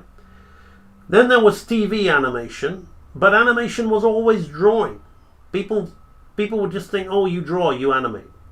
But then 3D came, and it became about the technology. How many hairs are on the donkey determined on how advanced the animation. Oh, there are a million hairs on the donkey in Shrek. Very advanced animation. Really. Red Fox, watch the beginning of the stream. I commented on your work. Basically, then 2D came with these stupid stupid little digital pieces of cardboard sliding around. Any bloody fool could do it. I'll pop into this pose. I'll pop into that pose and move the mouth while I'm doing it. I'll blink the eyes while I'm doing it. Oh look, I'm a 2D animator. Give me some money. Fuck off, frankly. You don't deserve it, but you got it. Alright? They got it. The rats in the cellar were running the show. Right? There, I don't apologize for my language. I'm happy with what's going on with AI now, because I can come clean about how I've always felt about it. And if you feel bad, tough. You're still losing your job. You're still crying in your sleep. And nothing's going to happen to change that. You can hate on me, but tough. You're shit. You can't animate. You never could. And now you've been caught. Finished. AI has done away with you. Thank you. The real artists can now get back to doing real animation. And that's what my channel has always been about. Real art, real drawing, real animation. It's back in the day, you'd say you'd want a job doing animation, right? But here's the thing. There will still be jobs in animation. You know, it won't really change that fast, maybe for another year, maybe for another 3-4 years. Give it 3-4 years. There'll be very few jobs, and those jobs will be to the people like me, who really know how to draw, really got a good eye for art, can manage the AI, can like say, I want this, I want that. So maybe 1 or 2 people, 5 people, skeleton closet, making a whole movie with AI and other people and fund shareholders and funders and like. The industry is going that way. The industry is going that way. So there'll be no jobs. You think, oh, I'll do 3D. You think there's going to be jobs in 3D? Really? I tell you, I love reading the comments on Cartoon Brew. Cartoon Brew about James Cameron and how he's developing AI to do the VFX. I don't read the article. I go straight to the comments and just rub my hands to laugh. To laugh at all these people crying, what a traitor, what a bastard. Good. Good, you were never artists anyway. I'm sorry. No, I'm not sorry, actually. I'm just sorry if I've hurt anyone's feelings. But we're all entitled to an opinion. Somebody can tell me I'm ugly and then apologize for it. That's their opinion. Fine. You know. Yeah. I love it. I love reading that stuff. So do you think there's going to be jobs? Really? That many jobs for people in 3D animation? The point is, art is now back in the hands of an artist. It's not for everybody, right? It's a difficult life. Do you have what it takes to survive? Are you going to play this game? Are you passionate? Can you do no other, right? Let me tell you, it's not always about making money, right? But let's talk about making money. Let's talk about making money. Let's talk about jobs. You can make a hell of a lot of money through your drawing, just as people have always done. Back in the day, artists, real artists, have always made money through their drawings because they're great at what they do. Their expression is unique and they love to draw, and there's always going to be a market. Why are people watching me? Right? People are watching me because they're interested in drawing. Right? They're interested in drawing, they're interested in animating. That's why you're watching me. There's a market right there. Right? There's a market. I have a market. I cater to that market. That market sustains me, and you can do it. Will it happen forever? I don't know. But it's been pretty good to me from here on in. And let's just say it's not about making money. Why do people go and learn martial arts? Do they really think that they're going to be jumped in the street and they're doing it for self-defense? Bullshit. I used to be a martial arts instructor. I've gone through, like, I'm almost 50 and I've hardly ever had any street fights. Right? I've hardly ever had to ever use it in an altercation. It's my recreation. I like going in, learning how to do badass moves, yelling, feeling all manly, punching bags, breaking boards. It makes me feel good. It gives me purpose in my life. That's what it is. And it did that to other people. What about my father-in-law who goes fishing? Does he really need to go and catch some fish to feed his family? Bullshit. He does it because it's enriching his life. He makes his money doing whatever entrepreneurship he does, but then after that, he wants to enjoy his life. So what does he do to enrich it? He goes, he catches fish. What about the gardener, person growing vegetables, and the housewife growing vegetables in her garden and entering contests? You want to earn money from that? Bullshit. You're not earning money from that. You're getting enriched by it. You're doing stuff. This is the big thing of what makes what we do special. You can go make your money doing whatever you want to do. You can be a doctor, you can be a factory worker, you can be a clerk, you can whatever, a lawyer, whatever. But if you want to go home and write your own comic and draw your own comic, and you don't want to type it into AI because you actually enjoy the process of creation, your God-given process to be like the creator, rather than typing it in like a ignorant fool who doesn't know anything and just accepts what's given to him by the machine. You know, no different from people going, I'm bored, what am I going to do? I've looked at enough senseless crap. I'll look at some dancing girls now. I've finished the dancing girls. Now I'll look at some people beating each other up. Now I'll go on Netflix and I'll look at some shit documentary. Now it's the same. People that use AI are like that. They're like that. They're incapable. They don't have a creative bone in their body. They may think they do, but then if they need to type and rely on that for their better judgment of the machine, then God help them, right? But good luck to them. Good luck to them, and good luck to the industries making money from fools that think like that and appreciate stuff like that. But we're a different kettle of fish. We're creative people. We're artists. We're a little bit more sophisticated. We're a little bit more interested in what's going on in our minds and how to release it through our drawings and our artworks, how to express our individuality as human beings on this earth. If you want to liken yourself to the other archetype that I just outlined, go ahead, but I doubt it. All right? So there are many reasons why you're going to want to learn to do something like this, right? Not just I want a job. If you want a job, good luck to you. But as I said, it's not just about having a job, it's about making money. You can make money, but it's not the only reason that you're going to be learning this, right? Most people mix money up. They think money is their prime existence on this earth. Don't get me wrong. I'm not an anti-capitalist. I love money. Money makes the world go round, so they say. But the love of money, as they say, is the root of all evil. Not money, the love of money. Because money is there to simply help you enrich your life experience. And it's a great tool to do so. But what do you want to do with your life's experience? You just want to lie on a beach? Like, I always find those things about the perfect life. I say, God help me if that's a perfect life. Lying on a beach with a drink, doing nothing, burning in the sun. I'm on holiday. Okay, well, you want to waste your limited time. I want to draw. I want to create. I can't be bothered with watching stuff. I'm too busy. If I see something that half interests me, I'm like, let's go and apply it to my work. I can't be asked to sit down and watch all these boring shows. I'm done with that. Too busy wanting to create. That's how I get my kicks.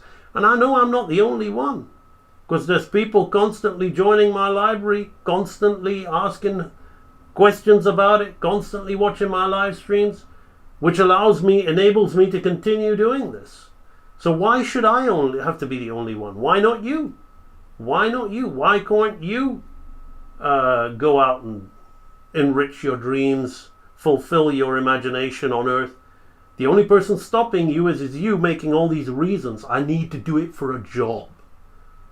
Well, let me tell you something. When you're doing something for a job, it's never you. It's always someone else's shit. That's what. I mean, all these years, I've spent 20 years in the industry, and right now, I couldn't give a crap about any of those jobs I worked on. was all for somebody else, and it was all other people's characters. I'm now at a stage in my life where I feel like such a badass with my own work, and no one can take that away from me, whatever they say, that I sit down and I only want to do my own work. I'm not interested in drawing someone else's shit. If I draw someone else's shit, it's good shit. I'll do it for the sake of helping you guys, so you guys feel inspired to join my channel, join my library, learn from me, forward the art of hand-drawn animation, and that's what it's all about. I'll show you how to be a great animator. Here, let's do a deal here. I show you how to be great.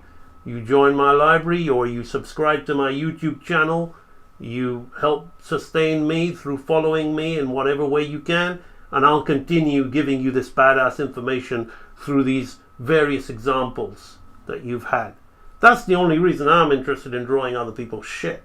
Whether it's good or whether it's bad, I'll still call it other people's shit, because I want to remind myself that I've only got a small amount of time left on this earth, and I'd better be doing my own stuff. You're right, when I was first starting drawing just for money, then I start loving the art. Yeah, I mean, starting drawing just for money is never the right way to go. but there you go. Okay, enough of that. Right, let's continue with the drawing with the character. Now I'm going to change my screen here, and we're going to start again. So let me now zoom into my model sheet so I can have a better look of the character's head. Right, that's the one we're doing. Okay. So let's begin. Let's begin with the character's eye. Right. So he's got an eye shape. So we've got the brow, which comes around here like this, and actually the brow comes a lot deeper over that where I said where the skull line is. Now I drew this line like this, but I'm putting this on top because that's going to be, I'll tell you why, because this cartoon thing that we do and this thing that animation does it, and it's in the illusion of life, is you have the eye, around there you have the eyelid, this, and then around there gives a nice eyebrow, right? And that brow can be thick, that brow can be like this kind of brow, but it frames the eye nicely and helps the expression. It's not necessarily the bone under the character. So now we're going to create the circle shape of this eye on top. Now this expression is really nice because it's creating it's playing with the sphere of the eye, right? So this one's straight, but we're coming off and we're coming round and over there like that, and we're going to create the upper lid of the eye. There, we're going to put in some deep expression into the character like this. Then we're going to come off the eye with a little line like that to create some more anatomy in there. Isn't that nice? Now, what we're going to do is we're going to link the brow with the other brow like this. Right? So we've got that, and we're going to look at this shape here, and we're going to create a straight edge off there like that. Now here, his eye is going to fit inside like this, and I'm going to measure it up with the other eye a little bit, and we're going to look at that expression there like that. Now what I'm going to do is I'm going to come off here with an imaginary line, but we're going to build on it, right? I'm going to put an imaginary line like that that's not in the actual thing. We're going to come and have his nose come off there like that. Now his nostril is going to be in line with the other nostril like this, right? And we're going to have that down there like that. Now with this, that said, let me first get the foremouth down like this, right? So we get the foremouth shape there like that. So that goes in with this whole thing that I talked about here. Now we're going to fit in his cheekbone, right? which comes around here like this. So we've got this line here like this, which gives us his cheekbone, right? Which comes in a little bit deeper into his face, which is what a zygomatic bone does, right? And that enables me to find the length of his frown line or his smile line or whatever, right? Like that. And then I'm going to, again, from this point, I'm going to come around here, and that's going to find the dink, which I want to get this kind of curve and straight. So this is going to come in here like this. Oopsie, we're going to go up here like this. And then we're going to curve into it like that, which is going to give us that feel, right? Now he's got his cheekbone on the side here, which is going to come around on this side like this, right? And that's going to come in. But what happens? Why I said this was an imaginary line. This is going to help me solve this. We're going to come down here like this, right? Over on there like that. And then we're going to have 1, 2, 3, 4. So I'm going to divide it in half and divide each of these in half like that, right? So we find our halfway and we divide it again. So that's the formula. And then we're going to start creating these bumps, right? And I'm not going to religiously try and accurately copy the bumps on the model sheet. I'm just going to draw it because like that, right? Then from there we're going to add a line to complement that, but his line is more like a triangle. I'm used to different shapes, right? But they're all similar shapes. We're going to come straight off there, but then here is where the chin is, right? So we're going to find our chin there, and we're going to come up off there. So you can see how I'm going over the construction, but then also I'm also using the structural way of drawing, which is the other ways that I showed you of the blind drawing and the measuring and all that to get everything in the right place, right? Which makes the drawing process more, this is still a formulaic drawing, but why it's a good formulaic drawing is because it's drawn by somebody who's a really good artist who just intuitively creates the formula. So the other artists who are probably not as accomplished, they would use a more rigid formula like the one that I was showing you earlier. But somebody who's a little bit, the creator of this, he would just go ahead and draw in a very illustrative way, yet his shapes would all adhere to the formula, right? So that's when you become a super master kind of level to be able to do this stuff. So the neck is going to come around here at the back like this, and we're going to have the head shoot. The head is a little bit, I'm going to get that straight like that with a curve, a little curve there like this. You don't want it to be too, so they're playing with that texture of the head, like by creating this line here like this, right? Then they've got 1, 2, 3 little things, like he's got some metallic portion on him. Now the ear is, again, like I said, it's a triangle, and we've got some kind of little flap going on in there. I've made it a little bit bigger, but it'll do, right? Okay, so that is our initial pose, which we started off. So you're going to see how we're going to turn this into a great animation. Do you agree that the person who said poor is the student who doesn't outdo his master? I think I'm paraphrasing a little bit. I don't know. Sometimes the master is just too much of a master, but so I wouldn't say the student was poor. The student is rich to have such a master. It's, you know, the student is an individual. The student isn't his master, and he shouldn't be trying to. It's not about outdoing. It's about your own expression, taking it in your direction. Right. So now I'm going to focus on the eye right? I'm just going to focus on the eye. The eye is this round shape here like this, and it comes off like that. And I'm going to take away that line.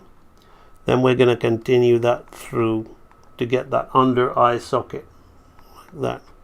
Then we're going to... So now you see like what this eye is to people who don't understand why I talk about bouncing balls and swinging pendulums so much. So this person who asked me about formula and consistency, this is something that a lot of YouTube animators hate because they want to be the finished article, they love their anime, and they just want to draw and animate anime. That's all they care about, that's all they want to do. Nothing wrong with that. I enjoy drawing and animating in an anime style sometimes. But the problem is they don't want to spend time drawing bouncing balls and swinging pendulums. But if you cannot keep a bouncing ball and a swinging pendulum consistent in size and motion path and shape and all those things, how on earth do you think you're going to do it with a complex character like this or an anime character? It's just simple logic will tell you that it is not going to happen, friends. It just isn't. Right. So now I'm looking at this line changing here, making the face relate, right? So while I'm using faces from the model sheet, I'm working to try and make these faces relate to, and these shapes relate. So I'm looking at this shape, right? This shape is now moved up here and it's straight, right? Like that. And then we've got the other eyelid, the eye coming down here like this. And we can see a little bit of his eye shape before the rest of the thing takes over. So I'm going to go in here and I'm going to put this line here like this. And again, we're going to have the other line come like this. We're going to divide it in half. We're going to divide those in half, and that's our shape, right? We're going to create our nose, which comes off from this a little bit. So the nose hair is different. We've now got a nostril introducing itself. Well, that's okay because the character may be able to give us some nostril. Now what I can see is there's a mouth growing here, right? I can see the mouth is growing here. So I'm gonna change that. Even though it's what I see on the model sheet, it doesn't apply to my current model. So I'm gonna come in here and I'm going to, let me use a different color so I can be quick about this. Let me show you how I would solve this, right? I would bring this in to get my volume right. So I'm deviating from the model sheet because I want to get my volume right, okay? So I'm deviating from the model sheet. I'm looking, but at the same time I'm doing my own thing now, right? So I'm coming up here. Oh, I forgot this. I forgot the horn. That may have thrown me a little bit. So we've got the horn here, which sits on top. So maybe that's why we don't see the other nostril, right? We've got a horn there that sits on top, right? So now I'm going to do exactly the same thing I mentioned, but my own. Now I'm kind of finding my own formula, right? So I'm finding my own formula of the thing. Right, 1, 2, 3, 4. That's actually wrong. I divided it wrong. This thing comes here like this, so that this will be the half. This will be that threw me there like that. And the horn will sit on top like that. That's more akin to the volumes I want, right? So let me just go around here. I've now found a quicker way of doing this. I will work with quicker, looser lines, right? So then this is where the zygomatic bone is now available to us. It comes in line with this actually. Comes in like this, then the jaw comes off. The jaw is here. Right? So I'm gonna bring that down like that to keep that jaw. So I'm adjusting this thing to suit my animation. Right? I'm adjusting this thing so it suits my animation. So let's have the head here like this. The ear has disappeared. We don't see the ear from that angle. Now I'm going to adjust my ear shape with this. I'm not even going to look at the model sheet for that because it'll distract me. So I'm going to start looking less at the model sheet now, right? As I'm working through, I'm kind of like, okay, I get this character, right? So I'm slowly started building the brain cells to say, okay, well, I get the character now.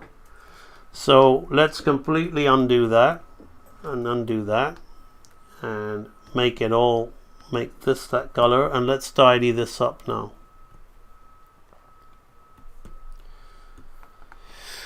Right. So now everything is going to line up wonderfully. I don't necessarily have to be spending all that time looking at the I will look at his mouth because he's making a kind of little shape there which I want to keep. But now you can see how I'm kind of like making the volumes work for me, right? This. So I'm working out his shapes. It's becoming easier and easier for me to draw this character. This actually should be a little bit more like this. Kind of rushed that a little bit too much. There. So the nostril. Of course, with his eyes, I'm going to pay attention. I already did look at his eyes, so I can just trace what I did.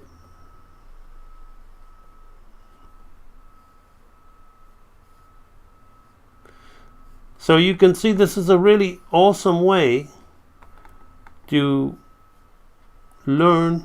We don't see much of his other eye there, but I'm just going to put that in there. Learn shape language.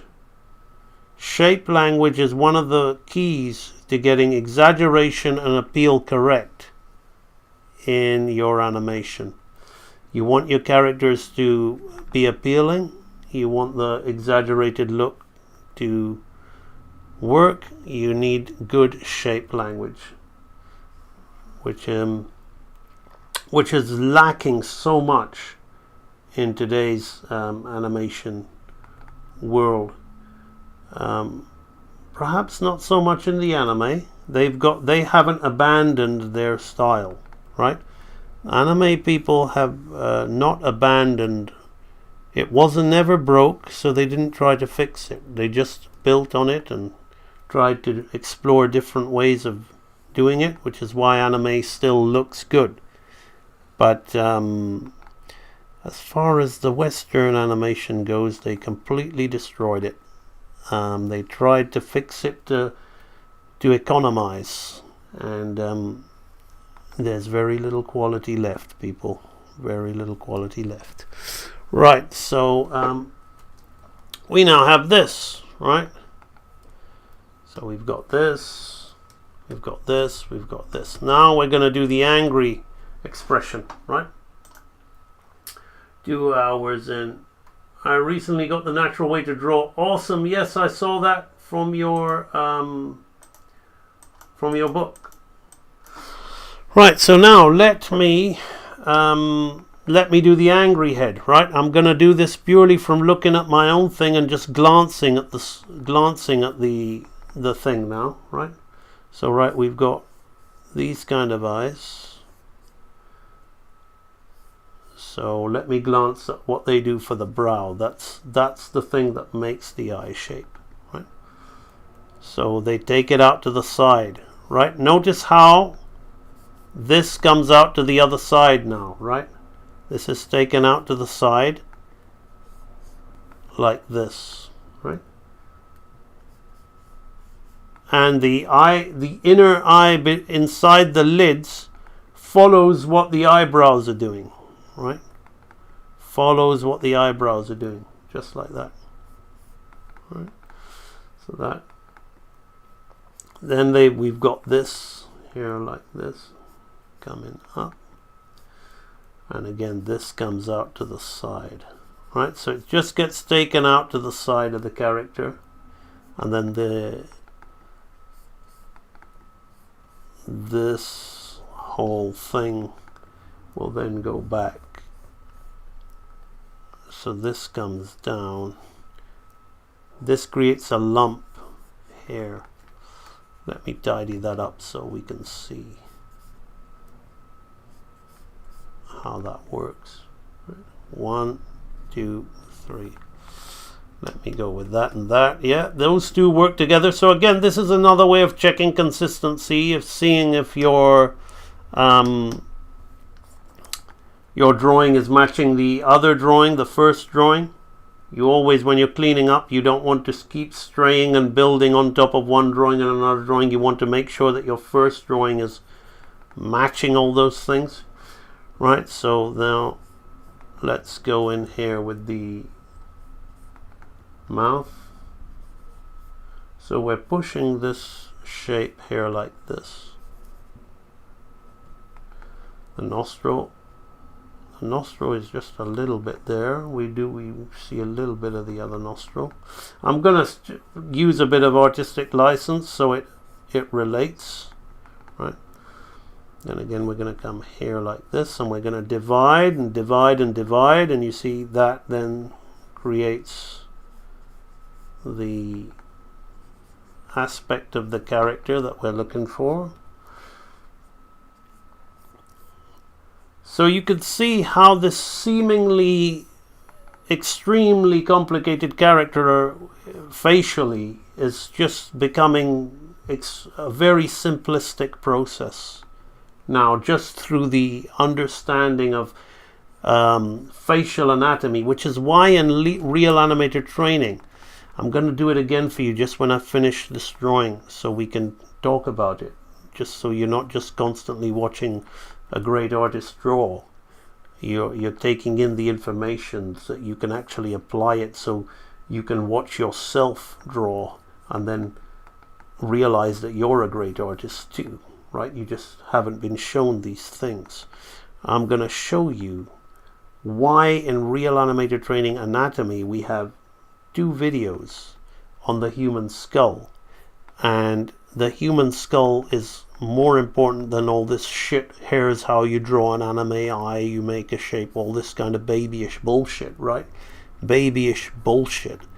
I want you to understand that it's the map, the map of the face, that's what's going to make things decode any face, whether it's an animal, whether it's a human, whether it's anything. They've all got certain aspects of them which is pieced together, which I've done many times over and over again. So you can see how this is going, right? I don't need to convince you that I'm one of the best. You can see that, right? How easy this is. So here's how I became one of the best. Okay, so you literally understand, right?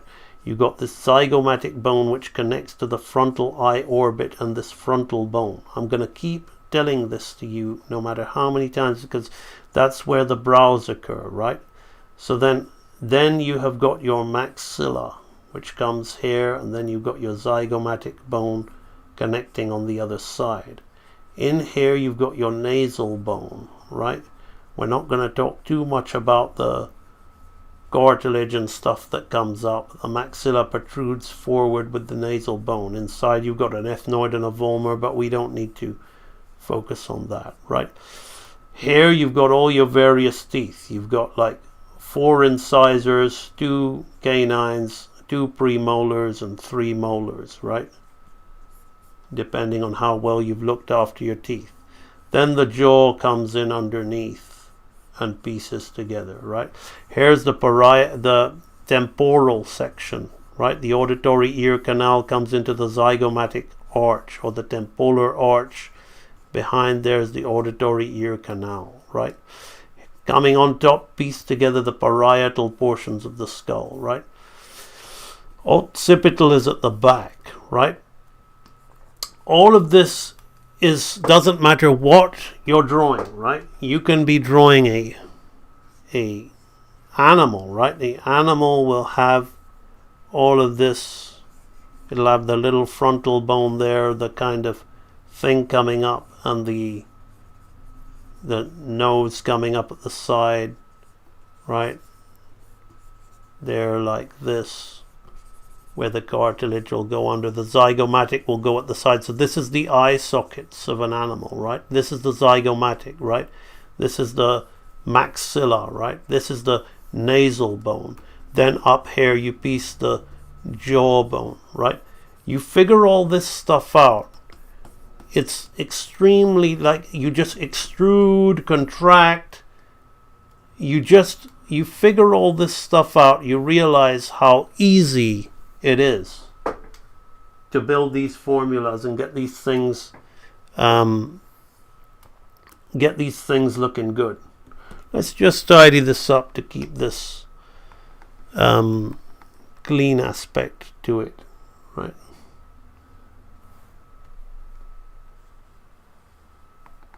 So you can see that I can very quickly in a live stream, I can be quite clean with somebody else's model and be very accurately break it down for you. So the other day somebody asked me about Bruce Timm, to deconstruct his style, and maybe they were a Bruce Timm fan, and maybe they took offense when I said there's nothing much to deconstruct. It's extremely simple and extremely basic, right? Hopefully you can see now when I'm working with a face like this why I said that, right? There's something here that I can decode for you that's not so like run-of-the-mill. It's not so simple that everyone can do it. Everyone can do it. It is simple and everyone can do it, but it takes a little bit of more experience in drawing skill than just entry-level anatomy, right? Entry-level basic how to draw the Marvel way style anatomy, right? You're gonna have to really up your bag of tricks if you're going to want to do something like this, which I think illustrates perfectly, while I may have developed a lot more as an artist than 7 years ago when I started building all of this, and I used to sew, I still beat the drum.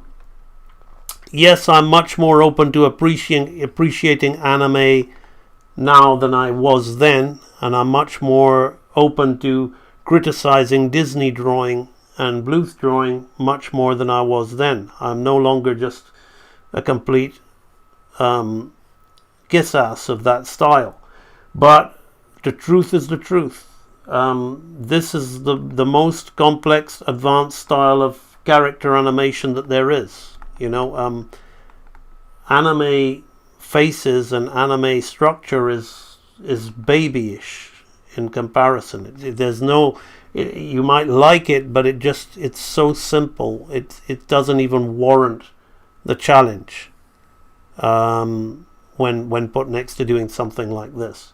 Yet something like this can be absurdly simple to a master as well. And that is why I'm sharing this information with you. It's just like, I'm not here to tell you what to like and what not to like. I'm here to show you, give you the truths, give you the how, give you the why, give you the way, so you can go and do it as simple as you like, as complex as you like, whatever your expression is, whatever you feel you want to do and you were put on this earth to do. Now you know, right? Don't care about whether one particular style is more skillful than another particular style. But what you should care about is do you have the skills to be able to do any style you want? Not because you're going to be wanting to do those styles, but because if you can do a more challenging style, then you will be able to incorporate the things that you learn and the tricks from the more challenging style in your own creation, in your own work, to start producing something, unique, which you don't see. And AI is simply trained on what has gone before. If you are just trying to do what's gone before, fine, but I would hope you'd want to try and put some of you into it, right? So there we've got the angry face. How are we doing for time? 2 hours, 19 minutes. What is the recommended frame rate? Are 3s more smoother than 2s? No way. I would say use 2s. I would say always use 2. Work on 24 frames per second, so you can work on 1s if need be. But try to work on 2s to save yourself time, and you'll still have a nice fluid animation like what I do. Or if you're really looking for a choppy, limited look, then work on 3s and 4s. Right, but I would say you want the more frames, the more smoother, but you don't want it to look like this. 30 frames per second and all this more than 24 is just unnecessary drawing time. And in some cases, when they ask AI to in between stuff, it looks so shit because the animator's drawn it to be on 24 frames per second, and it kills the illusion. Just looks like absolute shit. In fact, one of the reasons I haven't bought a modern TV, I'm sure there's a way, people tell me there's a way, is I refuse to have the TV smooth my frames. I've watched some films on the modern TV and I can't watch them. They just look awkward. I don't want the shitty frame smoothing. So we've got the swooping line like this. Okay, I'm looking at this one a bit more because it's a new angle, but I'm not going to stick religiously to it. Because I kind of get the character now. I understand the character. It's quite straightforward. So the back of his head will be there, and they're just creating his bottom jaw up here like this. So now this comes down. The zygomatic bone is put here. They've kind of just done that for the zygomatic, and then we've got that, so that comes off the zygomatic like that. Good choice. I think Grayson requested this character. Thank you, Grayson. I'm having an absolute ball. This is a beautiful design facially. I'm not keen on his humanistic body with the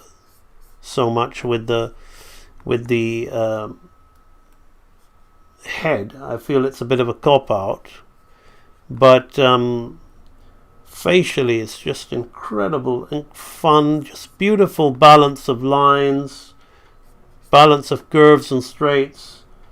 Mr. Bluth is an absolute master at balancing curves and straights. Of course, he was the understudy of the great Milt Kahl, so that's why, I guess. But I'm having an absolute ball drawing this character, it has to be said. So we've got those 4 things there which fit in there like that. Now the other side of the jaw, I want this to add up. I'm going to change it a little bit. I'm not going to necessarily go with what they've done. They're putting some twists in the neck like that, and this one comes off here like this with this. I'm gonna see if he's positioned right. Now let's look at this ear, right? So we've got a fan shape for the ear, and they're kind of layering the top one over it like that, and then we're coming off and breaking breaking it up like that with a little bit of an underknife. So he's lost part of his ear, right? So, oh, he's got a tooth, which I forgot to add. I like the tooth. The tooth is nice. So the tooth comes here like that. Puts a lot more into the expression. You see, the expressions are just wonderful, beautiful expressions on the character. Let's see what's going on in the chat. I always liked the color line art style of the older Disney movies from the 90s. Yeah, they're good, but of course they're a lot weaker than the even older ones, like Sleeping Beauty and Lady and the Tramp. I mean, those guys inked on celluloid, and there's such the quality of the line.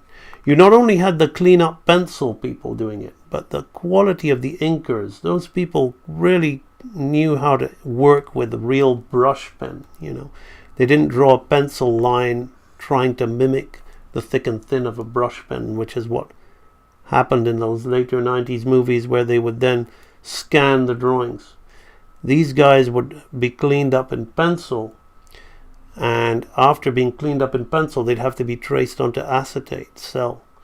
And the inkers would work their magic with pen and ink, knowing those intuitive thick and thins, so they would beef up the cleanup artist's drawing.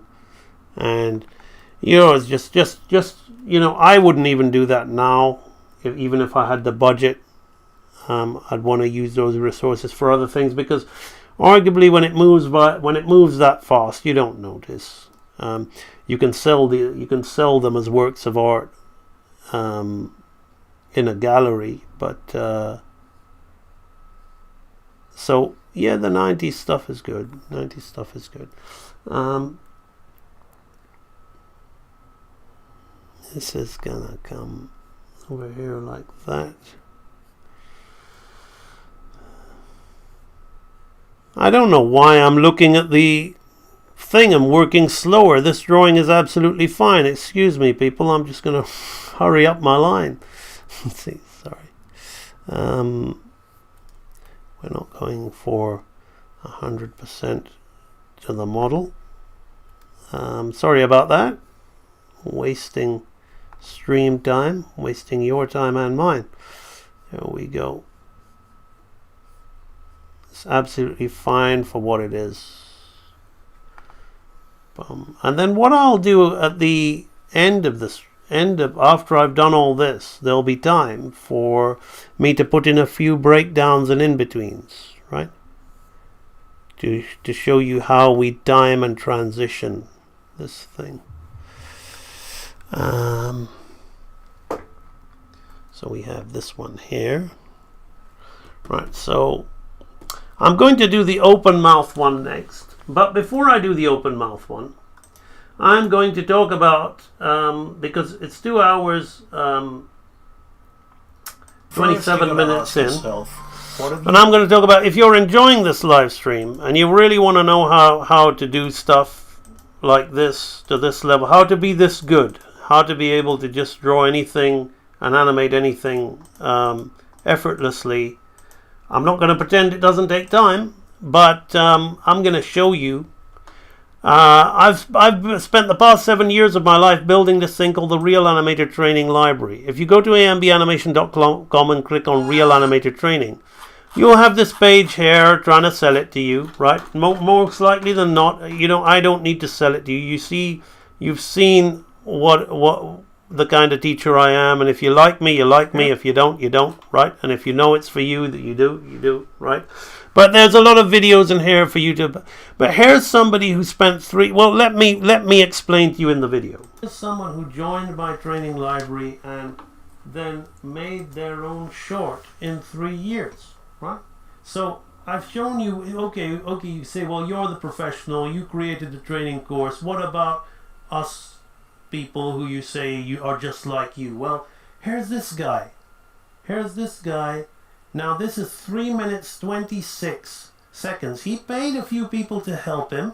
More power to him, right? But the animation and everything is all him, right? He paid some people to help him paint the backgrounds and get it all done, but this is all him. This is all his work. This is my favorite section. This area here. Isn't that lovely? Isn't that great? It's so fulfilling for me that I've helped inspire somebody who's like you, who says he's self-taught, but he obviously, if he joined my training library, I believe he's got access to the world's best training. So there are people coming off CalArts. Let's look at their graduation films and put them up to this guy who didn't know anything and just joined a training library online, and in 3 years he's produced this. So I think that's more than an example of it is possible, right? I hope this is like really inspiring you. That okay, so there you can see it, right? So I can come on this stream and I can do all this and say, yeah, you can be this good and whatever. True, that guy's still not to this level, but I mean, he's only been at it for 3 years, and you've seen what he's done in 3 years, right? So that could be you. So go on over to ambanimation.com and check it out. I'm not going to spend too much time talking about it. There's 2 sections. Edutainment is like what we're doing at the moment here, right? It's stuff like this live stream, but in more you'll see. Go watch it. We've got, for example, there was a time when I did 56 live streams, and I made a short film. You want to watch a film being made from start to finish, over 56 live streams, 2-minute film with this quality animation, you can. You literally can. So that's what edutainment is all about. So you watch me draw and animate this film over 56 live streams, right? The way you're seeing me doing this right here like this, you watch a film being made, right? So that's edutainment. You're not really going to learn, though, how to really do it from that. That's why it's called edutainment, right? So the people who want to really learn and not just watch a badass animator and get dopamine fixes from that and then try and apply those tips to their things, you're going to have to go through these training archives. Now, these training archives are step by step. You can get them in the bundle. You can get them one at a time. There are 2 bundles for you to explore. Save yourself a ton of money with those. These are step-by-step exercises, like I said. And what's in here, what the basics archive is, get ready for it. You're going to be drawing this. You're going to be drawing a bouncing ball, right? You're going to be moving from bouncing balls to swinging pendulums, because that's what this is. That's what's at the heart of all of this. Lines and circles moving in harmony together to create the illusion. And if you can't do this well, let me stress that again. If you can't do these things well, you're kidding yourself that you're going to do it with a humanoid or an animal. So I wish you the best and just stick into your anime wannabe recreation, right? But if you really want to learn, you got to learn with these simple figures, simple stick figures, simple things that are going to help you understand the movements. When I put these heads together, I knew what I was doing, right? I knew when I looked at those head sheets, which ones would link, which ones, how to arc in and out of those. I didn't disclose that to you because it'll take too long on this fun little live stream, right? You need to know and understand those things. And that's why you need to know how to move simple shapes, right? The intermediate archive, back to archives, we'll say here. The intermediate archive will take you to a different thing. It'll take you through more simple shapes, which are basically flour sacks, which you saw earlier. You're going to be moving flour sacks. You're going to be moving simple bags, right? And putting life into that. If you can't put life and personality into that, Forget about doing this. Just watch people like me or people like Aaron Blaze. Just carry on watching us and wishing you had that. But isn't it better if you did have it, right? Well, I'm giving it to you. I'm literally giving it to you in these courses. So the advanced archive will show you how to put the model on. Everybody asking me about consistency, right? Consistency. You're gonna learn all about it. First, you're gonna go through learning how to make a head and have it robotically consistently move and do a turnaround of a kind of humanoid Disney head, right? Then you're gonna do it with a body. 15 live streams where you're gonna learn how to create a body and have it do a 360 rotation, right? Have consistency in the muscles and everything on top of it, right? This is the real deal right here. Real animator training. So you are going to be wanting to have these things, then you're going to have to learn the right things and you're going to have to learn the real things, which is why this is called Real Animator Training Library. So if you're tired of not being able to do things the way you think you should, quit making excuses, quit saying you haven't got what it takes, or or admit to yourself you can't be bothered, because right here, right now, there's a place for which you can have, which CalArts students go to, Don Bluth, people who have paid the great Don Bluth tens of thousands of their own money, they come here and you can get this for the price of an iPad Pro. So it's here for you and it's very real. So that's Real Animator Training. I've shared enough about that. Those of you who are ready for it will join. Those of you who are not will continue to and ah. And until the pain factor of your work not living up to your expectations becomes more than you can bear, you'll either join my course or give up. All right, now we are moving on to the next part of this thing, which is the open mouth. So we're going to open this guy's mouth. Now I'm going to have to look at the example, but also work here very much with my previous image, learning what I've learned about the character, right? So that's going to come up here like this. We're going to have the nostrils at either side, right? Very horse like this, but I love the teeth. That's one thing I've always loved about Bluth is the way he puts his teeth in his characters, right? So now this is going to be a big swooping line coming down. That's a huge squash and stretch mouth. That I really like that. It's coming down like that. That's going to come and open. So I'm going to map out this, right? Map out this very quickly. Now we're going to look at the teeth model. We're going to make the teeth simple, right? I'm going to show you how we make teeth simple. We're going to break it into two sides. I'm going to break it into this side. We're going to break it into this side, and that's going to line up like that, right? So we've broken the teeth into two sides. Here I'm going to do the same thing. We've got this side here and this side here, like that. And then we've got a flap, which comes here like this. Probably there, and then you've got a flap on the other side. It comes here like that. Okay. Now let's talk about these teeth, right? So we've got 1, 2, 3, right? So he's got 4 actually. So the 4 incisors are going to be like this, and he's kind of got them wonky off to the side, which is kind of interesting and nice.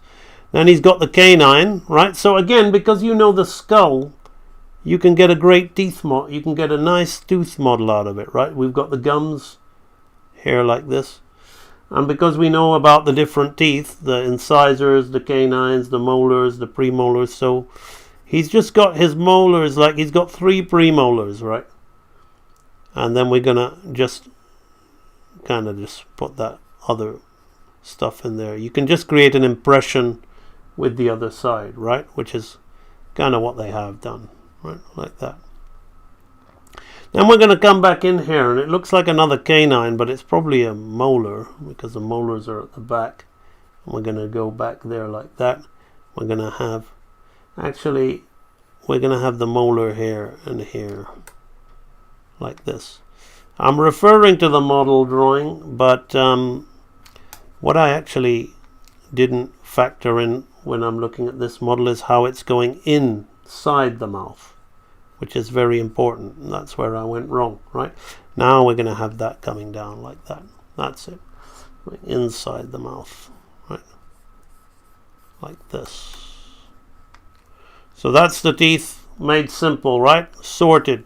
You see, when you learn these things, it's extremely easy. Now we got 1, 2, 3, 4, right? And we're going to jot them all this way. And there's no gums. And there's a little bit of a gum on this one, right? Then we got 1, 2 together here like this. And 1 to break it up. And then there's a separate one on the outside there like that, right? You see? The formula, formulaic, taking the human or animal anatomy and turning it into a formula, right? Like that. And that's how you're going to do it. Then we've got this thing coming down here like that. So I'm going to slowly change this a little bit because I want it to match my animation, right? So we've got this. I want this to, the tongue is now coming along this line here, the perspective of the mouth, right? So the tongue is coming along that perspective of the mouth, and we're going in, under, and out like that, right? And there we have that. Now we've got the eye. So the eye is sold to us by having the lid shape curl back like this and having it bulge out like this to create this upward angle of the sphere, right? That's how the eye is being sold to us from a drawing perspective. Now we're keeping the perspective this way, right? We don't want the angle to go back like this, right? We want to keep the structure of the face intact. That's very important to a character like this. Now the zygomatic bone is going to come down here to bring the face, link the face, right? And we've got that zygomatic arch where the auditory ear canal comes, and the jaw comes off like that, right? Just like that. And we're going to bring the other thing here to match again the perspective, but we're just going to curl off like that, right? And here we've got the head, which is going to come down. This neck is going to bulge out like this. This comes squashing and stretching in here. Then we have the ear shape flapping down on us like this. So there we go. That is the open mouth. And of course I forgot the horn on his nose again. Something I keep forgetting, right? Like that. So we've got the guy turning and opening his mouth now. What I'm going to do though with this very squash and stretchy drawing is I'm going to push it a bit. So as he's opening his mouth, I'm going to bring him up because it helps the arc. Bum, bum. Right? And that means that I'm going to change the squash and stretch on his neck, which was taken from the squash and stretch of the model sheet. But it wouldn't do that on my animation. Bum, bum, bum. Right? So let us now tidy this drawing up. Bum, bum. I'm going to look at the chat in a minute so I can get this, because I'm just basically tidying up a pretty decent rough, but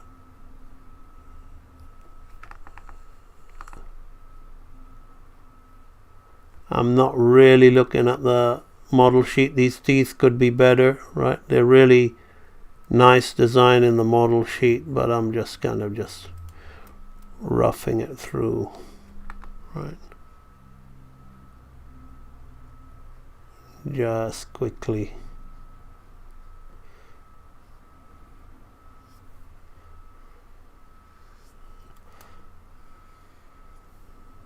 There we go.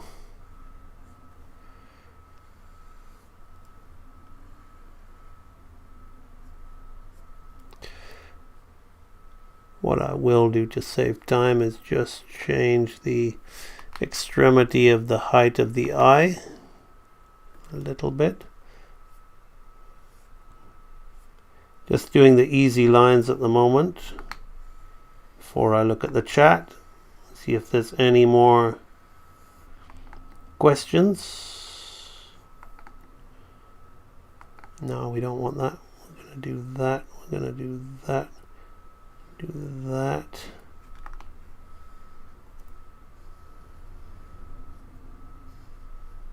See, like that.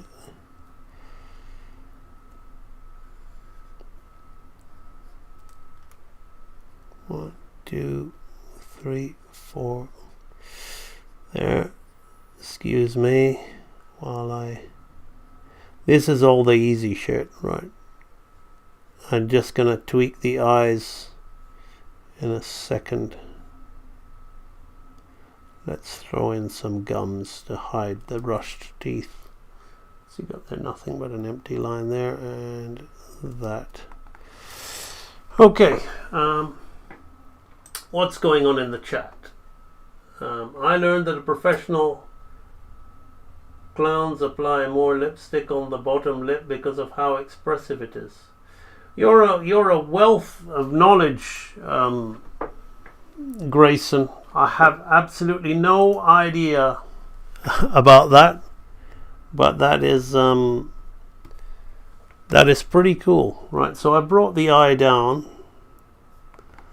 just because the width of my pencil line did kind of like change the dynamic of the drawing, right? So we've got the open mouth,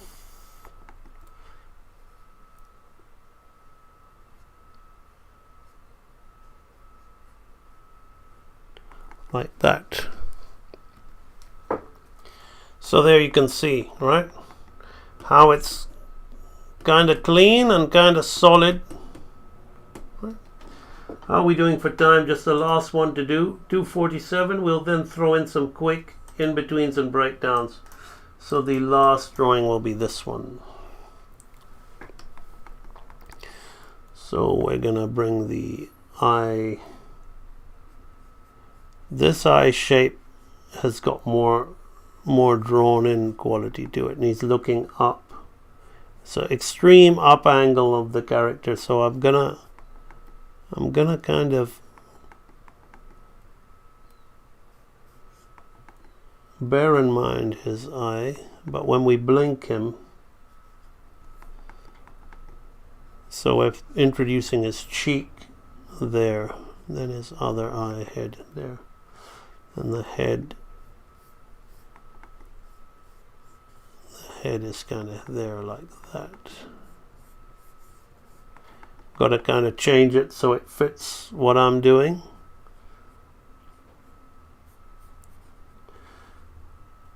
The zygomatic comes here. You can see how I'm changing where the construction is as I'm starting to look at the model, but all of those original things that I told you about still very much apply. The whole aspect of the zygomatic bone, the structure of the face, It's how I'm finding the geography of the face to deal with the complexity or illusion of complexity. Because when you know where something is, it's not difficult to find, right? So when you know how the skull works, where you know where all these aspects of what make his skull puts him together is, then it's not difficult to draw, because it's not difficult to find because you know where it is. That's the easiest way of saying it, right? So this then goes in line with the jaw, which then closes for this angle here.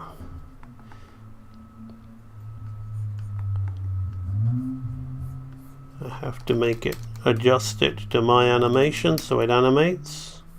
So I'm looking at the model sheet, but then changing it, right, to slightly, not too much, just to match what I'm animating. Let me just make that a lot clearer. We have the bottom line like that.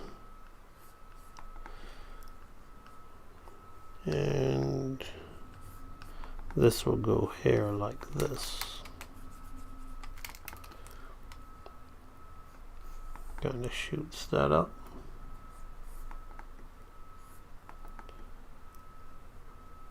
I like this. They've got a little wrinkle on the back of his neck, a little fold, which is good. And that tells me that I'm going to have to change the angle of my drawing a little bit. So let me first get rid of that. Let me get rid of that. Let me move that there now. Yeah. So we can see how this is turning into a nice head turn with the character. Let's draw on top.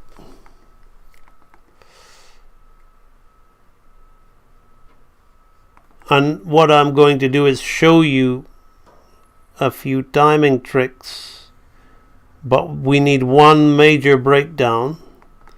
But then apart from that one major breakdown, a few timing tricks that'll really bring this head turn to life. So it works as a great bit of structural drawing and everything, but as a piece of animation it's very limited because we've just got the keys, the extremes and the keys down. Breakdowns are not in. Breakdowns are what's gonna give it some timing. We've already got a basic timing to the keys.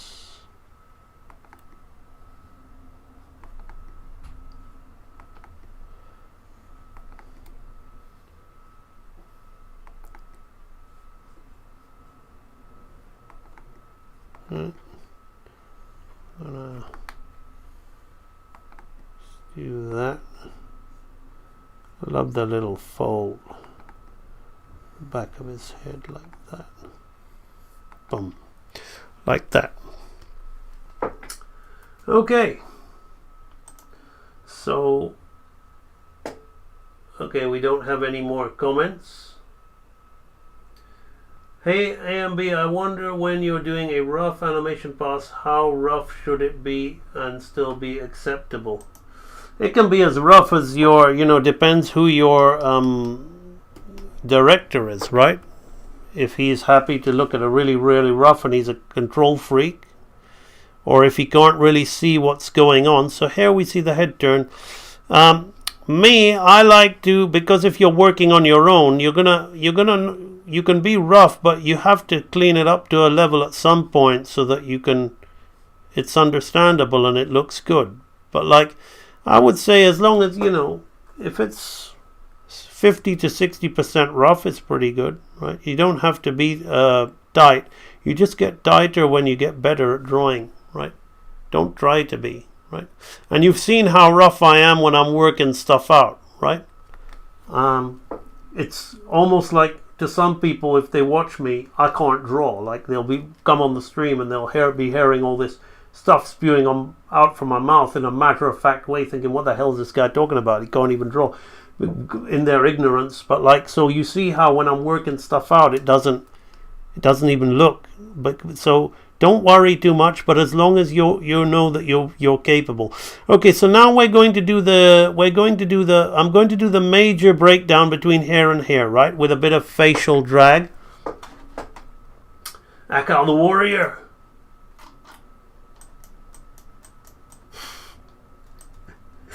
Akal, I was watching Fist of Fury the other day, and I don't know why I was thinking I'm gonna make a new sound effect for whenever Akal comes on the stream.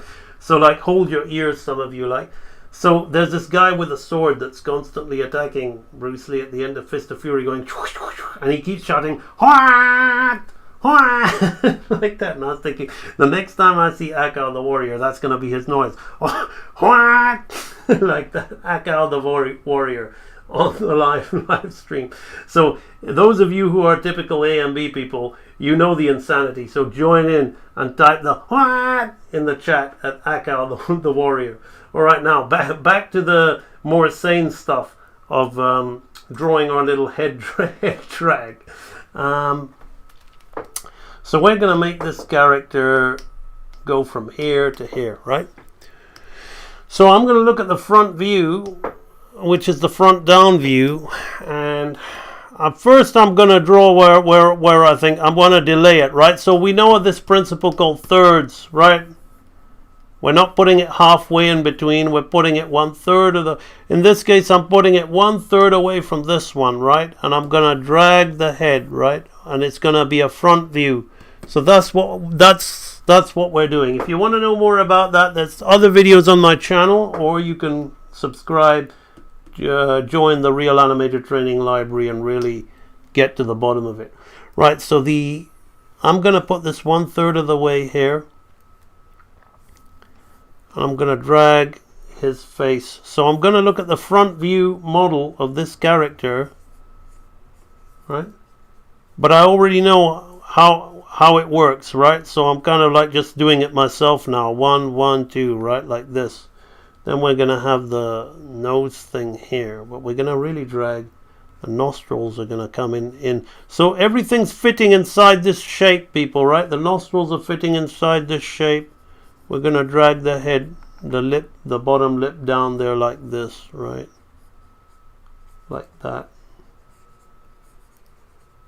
And his mouth is going to come to the side there like that, right? So I'm kind of looking at it to get the front view to figure out his, so the jaw, okay, so this jaw then comes off to the side, right? And we're going to have it on the other side, so I'm not even looking. But we see that's where it is, right? Then we've got the zygomatic bone, which is what his head is all about, right? I'm going to keep his head turned. No, I'm going to actually take the expression from this, because he is changing expressions. So we're going to look at that expression, right? Like that. The eye there, the eye there. And the round head, 1, 2, 3, right? The ear is kind of gonna stick to the side, but we're gonna fold it away like that. Gonna change so I'm not really gonna use their angle, because I want to cheat the ear away. Bum, bum, bum. Right? You can see that nice arc, delayed head turn happening there. This triangle is then gonna appear to us, bum, bum, bum, bum, with the neck. So you can see the person who asked about rough, you see how rough I'm being here, right? Because I'm wanting to work it out. What I'm gonna do is a slight shift so that neck works, but it's still 1/3 of the way, right? Bum, bum. That's good. Yep, that works. So let me go in and draw the character a little bit on top and focus on that. So that's an animation pass. Now I'm going to look more at the character's facial features, and I'm going to just, because it's a front view, I haven't done his front view, I'm going to not care whether it animates, and then I'll pull it together with and make it animate when I come on top of it, right? So right now I'm going to guarantee that I'm on model, right, by just looking at this guy here. I'm not taking my pen off the page. I'm doing the semi-blind drawing technique. If you look at my head in the corner of the screen, you can see it constantly going backwards and forwards. 1, 2, 3, 4, right? I'm going to come here. I'm going to do that. Right, the nostrils come here like this.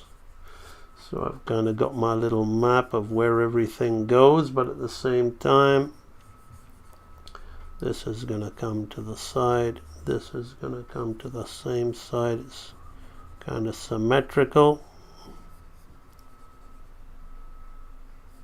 Like this, like this,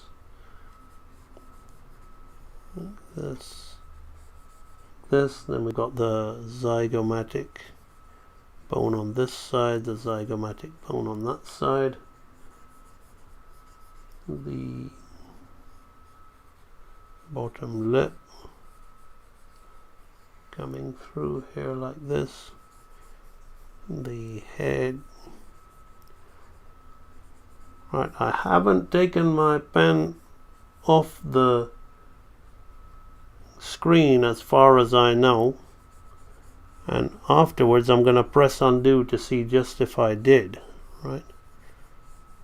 Right. So the neck is going to be here. The neck is going to be here, so... Okay. Oopsie, I took my pen off the screen. Okay, let me press undo here. Undo. Okay, now I did take it off there at some point, but it's not whether you do or you don't. There's no crime against it, right? But I'm just trying to illustrate to you that I'm keeping everything moving. Now I'll worry about, I know it's in the right place, but I'll worry about the proportions and it being on model without looking at the other screen now, right? So I'm going to do another quick pass, right?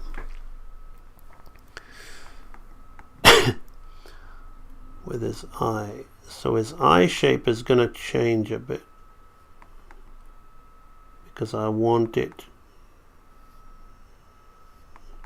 to feel like the same piece of meat, right, as the other one. Do we have a bit of cheek going on there? It's okay, so I've missed this. This is important. I'm losing the model a little bit, so I take another quick little look. Right. Now the brows, we have a bit of definition in there to stop them from just being big chunky blocks, right? Again, here we got a nice little bit of curved inner line there to stop it from being a chunky block. The jaw will come out there, the jaw will come out there, and we've got this, and this line comes in out the side. How does it go like that? They don't have that, but I'm going to put that extra line in there because I like it, right? I'm not 100% going to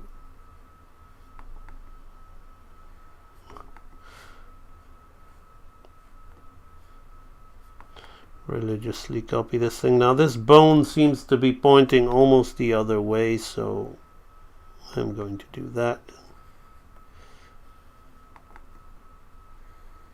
Let's do that. 1, 2, 3. I feel I'm gonna have to slightly enlarge his head because I feel I've lost a bit of volume, but what you'll see is whether I've lost a bit of overall volume, I don't care, because everything is proportionate, so that if I enlarge the whole thing, I'm safe, right? Whereas most people, like I gave you the example of that girl who animated by measuring, right? And using shift and trace. If you separate and you don't really think about the unison of proportions that go on, right, when you do this stuff, then you are kind of lost. You can't bring it all together with just one size change, right? So I can make his head a little bit bigger and I'm safe, because everything else is to the proportions, right? So we have something like this, right? I don't even know if I can be bothered to make his head a little bit bigger. That's all right. It's a quick move. So now that is that.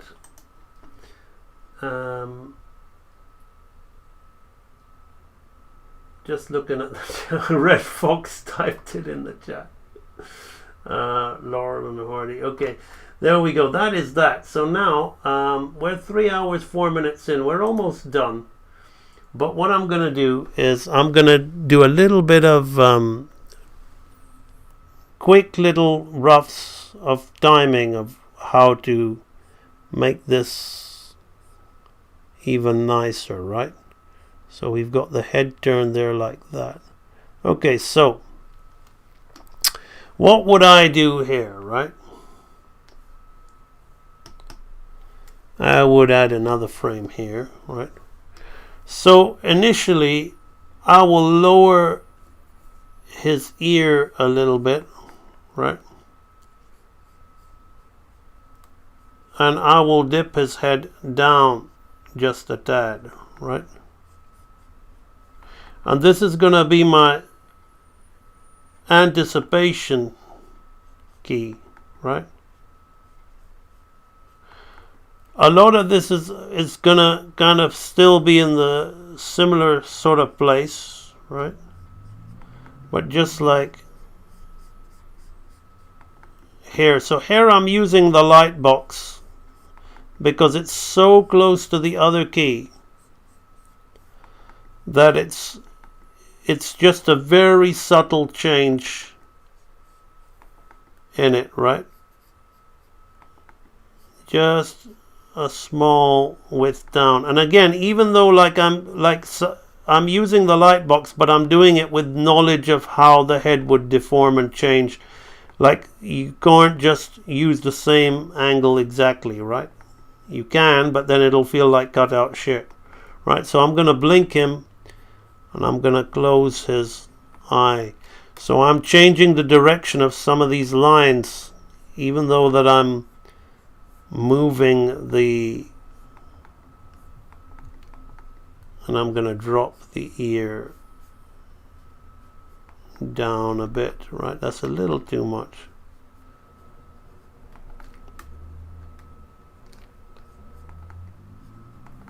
Right, so he blinks here, right? This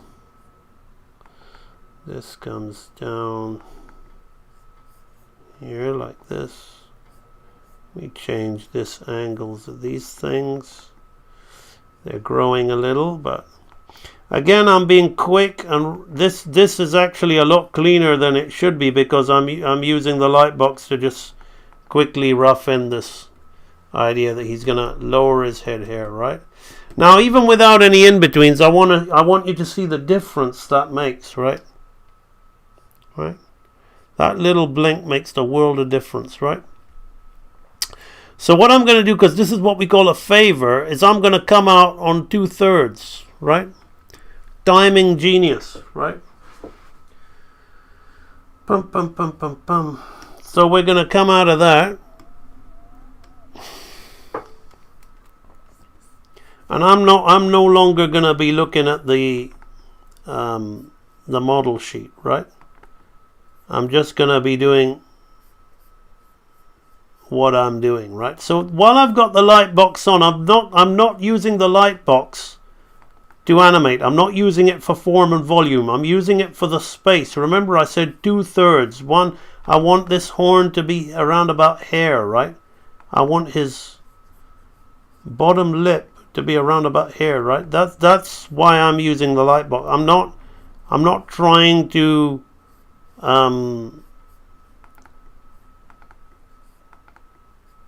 I'm not using it to help me draw the character. I'm flipping back and forward so I can see the change in the shape, right? I'm in no way, now I'm going to use this drawing a lot more, right? I'm in no way trying to, right? So I'm going to open his eyes and have him looking up. And we're going to use that same formula. Oopsie, that's where I go wrong. We want that. Like that. And then we divide it in half, right? Like that, right? So you can see how I'm using this Thinkle shorthand to rough out. Now we've got the ear coming down. And then the ear is going to arc its way back up. Like this. Yeah. So we're creating a nice circular motion in that ear. And we're going to lose this ear behind there. Oopsie, I forgot that that kind of like, that would be like that, right? Not quite right. That's important to get right for that, right? So then that's coming up. So this division thing in the half of the head could pose problems if you really didn't. I've got to sit back and really figure out and draw nicely, but I'm not caring about that at the moment. I'm just throwing in some timing for you to see how this is all working. So we've got, now you can see how that works, right? Now, as we've slowed into this, I'm going to slow out so I can hit the angry pose faster, right?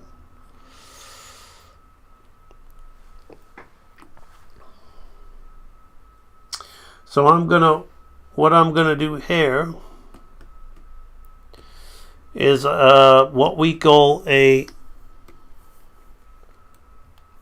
third, so 1/3, right? Well, we kind of keep that. So the eyes are going to be here.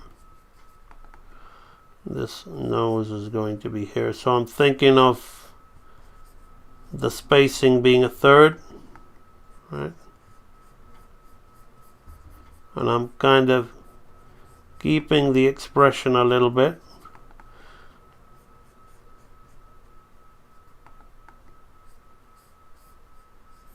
So I'm staying around this particular pose.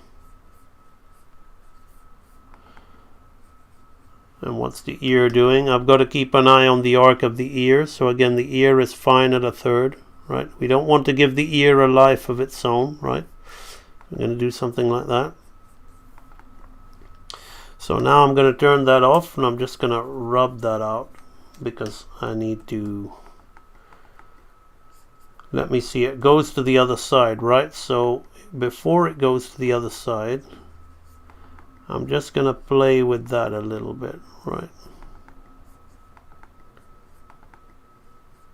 So I'm going to keep those, I'm going to blink him again, right?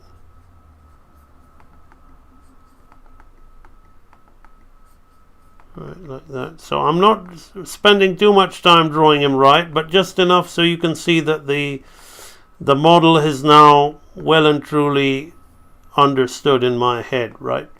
Just enough, right? I don't want to be here all day, right? I'm almost ready to end the live stream.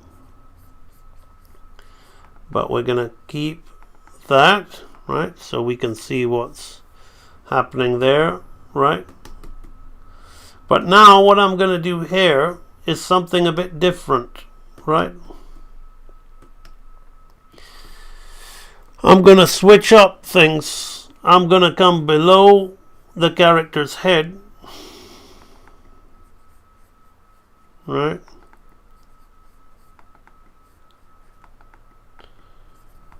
And I'm gonna bring him much lower, right? And now, unless an ignoramus who can't draw would just take this and they would trace this down. But I want to play on the squash and stretch of the pose, right? I want to exaggerate everything about it. I want to bring it a lot lower, right?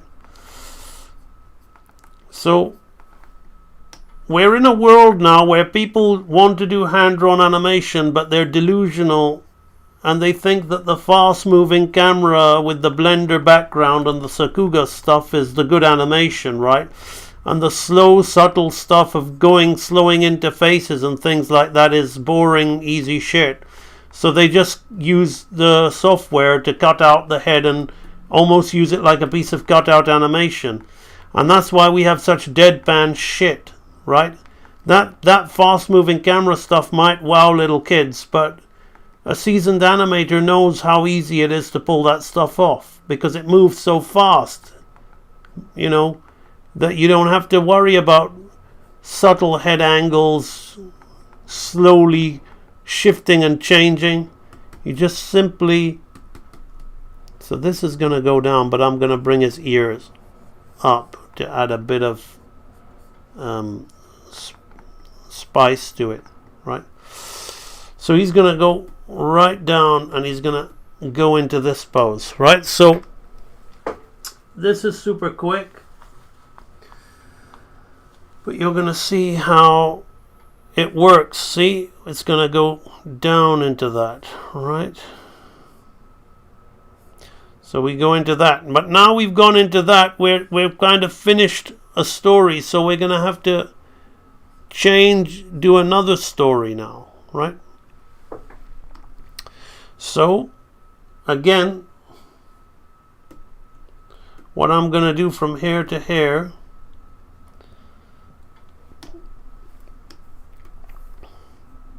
is very subtle. I'm not going to move his eyebrows, his brow up too much. I'm just going to relax his expression, right? Going to relax his expression. And he's blinking too much, but ideally I wouldn't blink him here. I'd blink him in the actual head turn, but in the next frame of the head turn. But I'm blinking him here so because the blink always works in and out of a pose, so I'm not going to be doing this as a full piece of animation, so you may as well just see it as it is, right? So I'm going to blink it here, right? So I'm kind of slowly changing that. Slow change, like just not a much of a move, just a subtle little move. So he's not even really raising his head, right? Just a little bit, like maybe just a little bit of his nostrils flaring a little bit. This thing comes up a little bit, right? Little bit of movement, right? Here. This is the trick to this stuff. But I'm gonna kind of relax his expression, right? Gonna relax his expression. This is the trick to it, right? Not just the babyish kind of like, oh, I'll put in this on thirds and halves and whatever. When we use the favors, we use them for expression, right? So now I'm gonna relax the ear just a little bit. So ideally this between hair and hair would be 10 frames, right? 10 frames between there and there, so we can make the sudden change up, right? As he turns his head. So you're going to see that as I make the move. Boom. Right? Now from there, we're going to work on thirds, right? So this live stream is looking like it could go on for another 10 minutes. I'm going to try and be as fast as I can, right? So we're going to bring it in thirds. So this mouth shape, which we worked out, right, is going to go along here like this, right? So, and we're going to kind of hit that eye pose, right? We're going to be moving. So I could have did the blink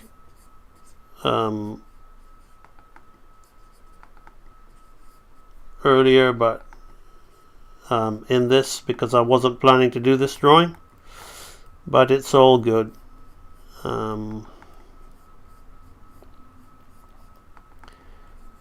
We're just roughing this in, so the ear we're going to keep there like that. So again, here what I teach you in the advanced archive on the 360 head rotation, not head turn, because it is a different thing. That'll teach, that kind of will help you be able to visualize a structural head in 3 dimensions, right? So this thing I'm going to kind of remain with this because I'm moving out of it, right? So I'll focus more on the expression here. All right. I'll start to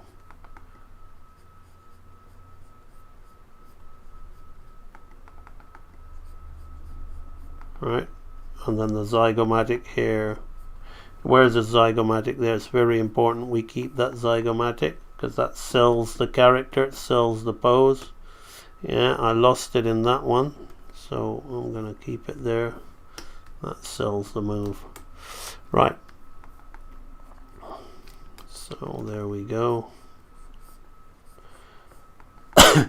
So now you can see that I'm making up poses with the character, and it's pretty much, obviously it's very rough. But it's pretty much there now, right? It's pretty much there, and it's doing what it needs to do, right?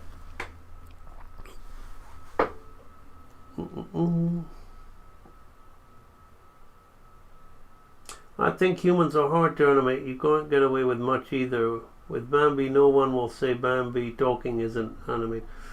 Yeah, but I don't know, though. I mean, it's kind of true and not true. I mean, Bambi is an absolute work of art. I haven't seen anybody else animate a deer like Bambi. I mean, so here we can see the kind of gesture in the head, the bounce, and then the turn, right? Now what we're going to do to move things along is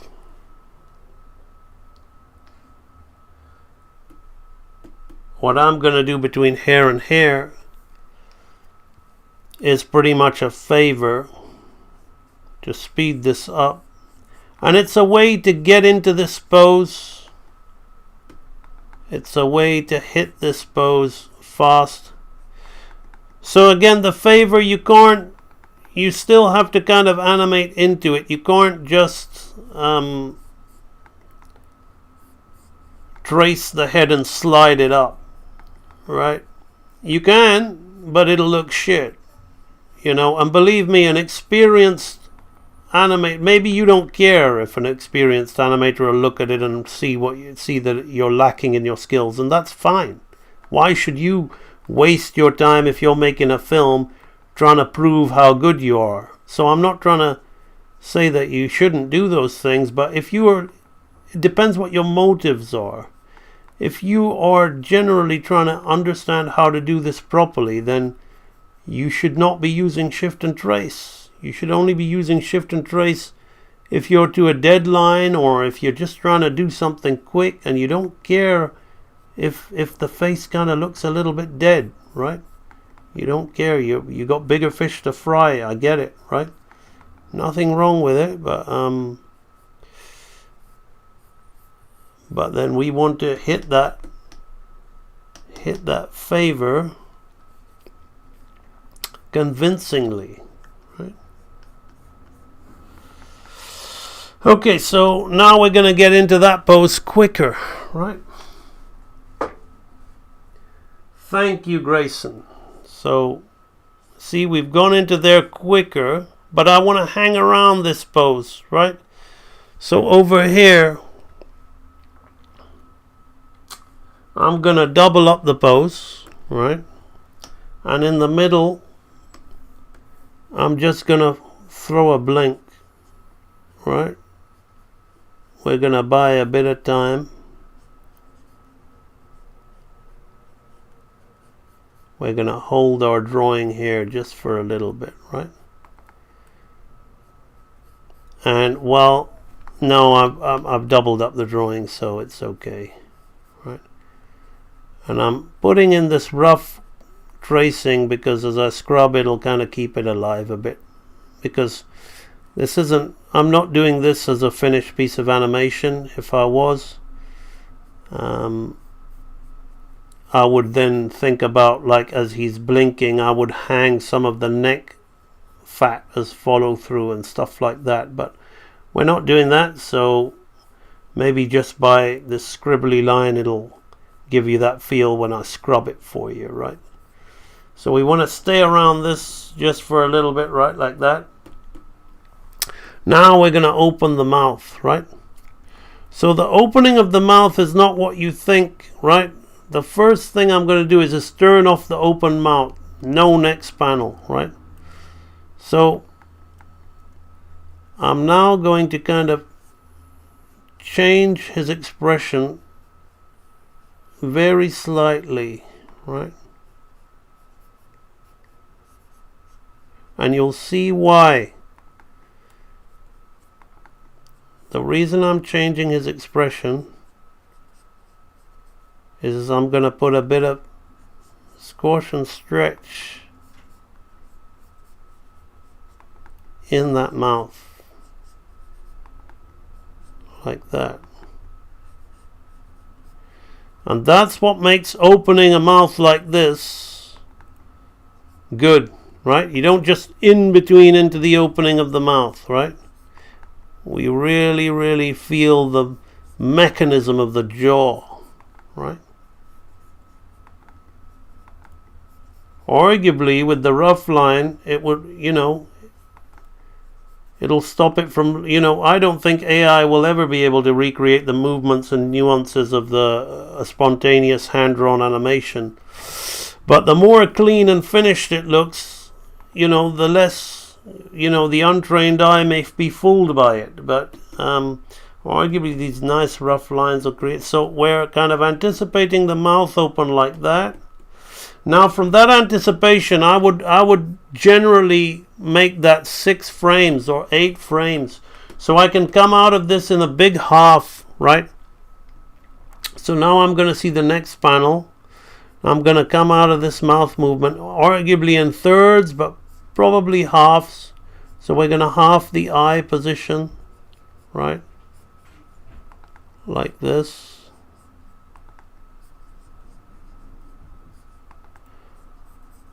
Right. And we're going to open that lower jaw.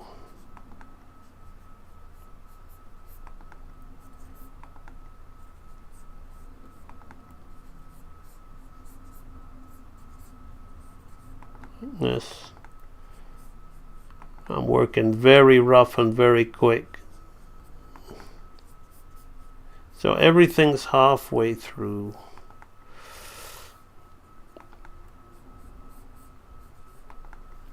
Right, so that's where the halfway point is. Let me just check the timing of that before I take it further. Yeah, boom. Yep, so he turns, so he's here, he turns, he looks, he opens his mouth, right? So that mouth opening So this is how I would do this, right? I'd tackle each section as is, right? I would look at this. I would look at this. And we've got that sorted out like that. Now we've got the whole mouth squashing and stretching here, but I've already got it all kind of like figured out for me, right?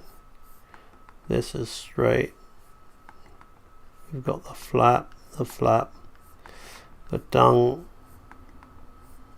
kind of already in that place, so we're all right.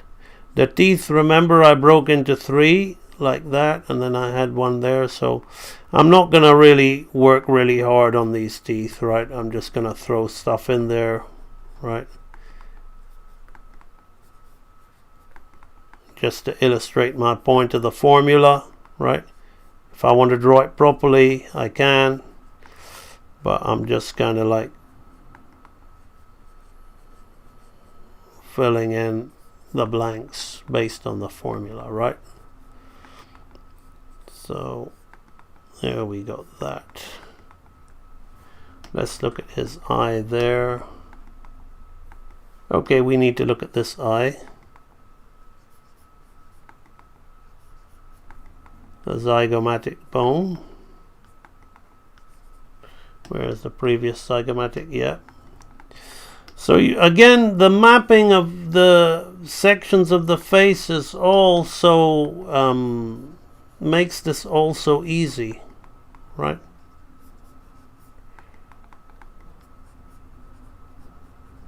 It's not hard. I can give you feature grade animation with feature grade characters that are extremely difficult to draw quite effortlessly because I understand the formula, right? So just a little bit left now, the closing of the mouth, right? So the closing of the mouth, I'm gonna do 2 things, right? Now let's just be quick. Let's put 1 frame. You can make this thing as good as you like, right? I'm just gonna put 1 breakdown there, right? I'm gonna bring it up on a 3rd here like this.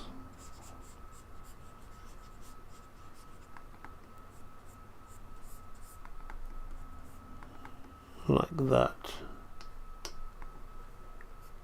And this eye is gonna go back in there like that. I'm gonna blink his eye. A lot of blinks going on here, but it's all okay. We can always take them out if we're not if they're too much. Right, so that's like that. I'm not going to have his mouth shape change so much. And we're going to have the bottom jaw. Bottom jaw has to be straight, right?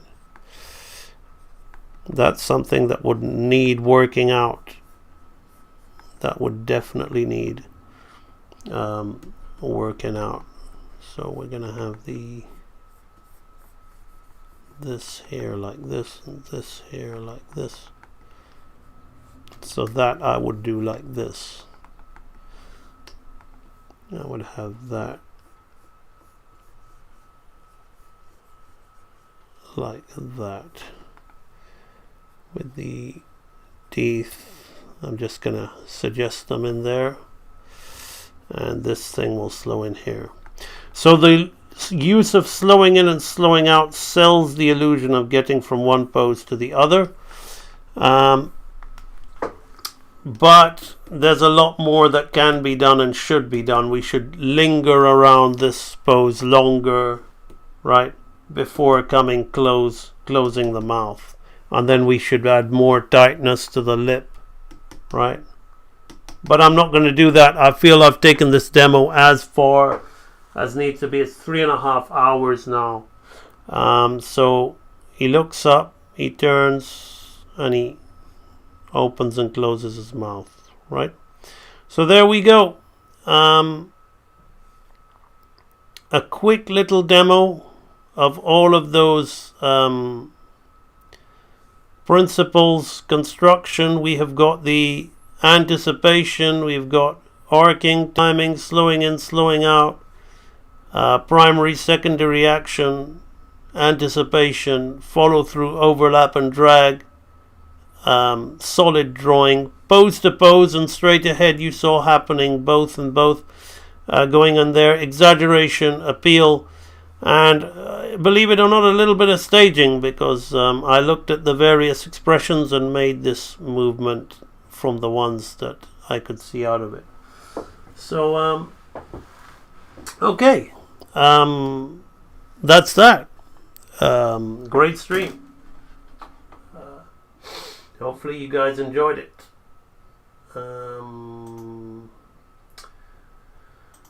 So have we got anything in the chat before I go?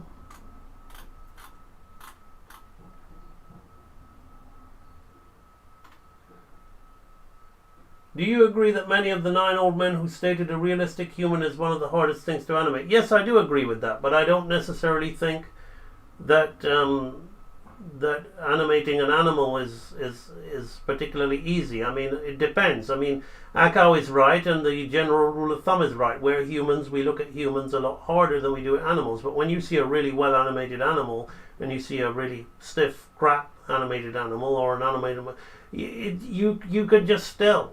In fact, the CG animators who I do really respect, and I feel sorry for about the AI more so than anybody else, is the creature animators.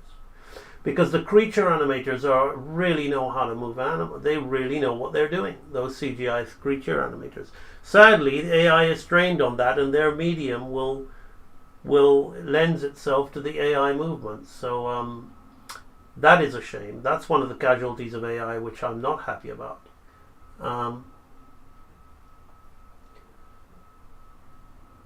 But what is a recommended frame rate? Are 3s smoother than 2s? No, 3s are not in no way smoother than 2s. 3s are going to take much longer, and don't go for smooth. If you can have good, like what I've done here is not that many frames, but it looks great because of the arcs and the slowing in and slowing out and the timing. Learn the animation before learn the rules of animation before worrying about smoothness. I remember that question though.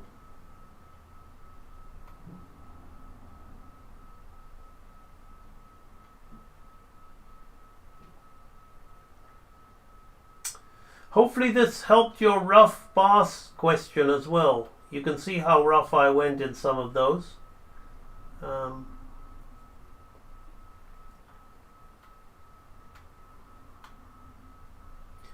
I preferred Laurel and Hardy to the Three Stooges. Charlie Chaplin was a genius, composed his own music. Laurel and Hardy. Three Stooges they're funny, but I think they're a bit repetitive and not as clever for me. I didn't like Rowan Atkinson and Mr. Bean, to be honest. I don't dislike him. I've got no reason to dislike him. He seems like a nice gentleman, but I've never really enjoyed any of his performances, from Blackadder to Mr. Bean. I grew up with UK comedy and I love it. I'm more of a Ronnie Barker man.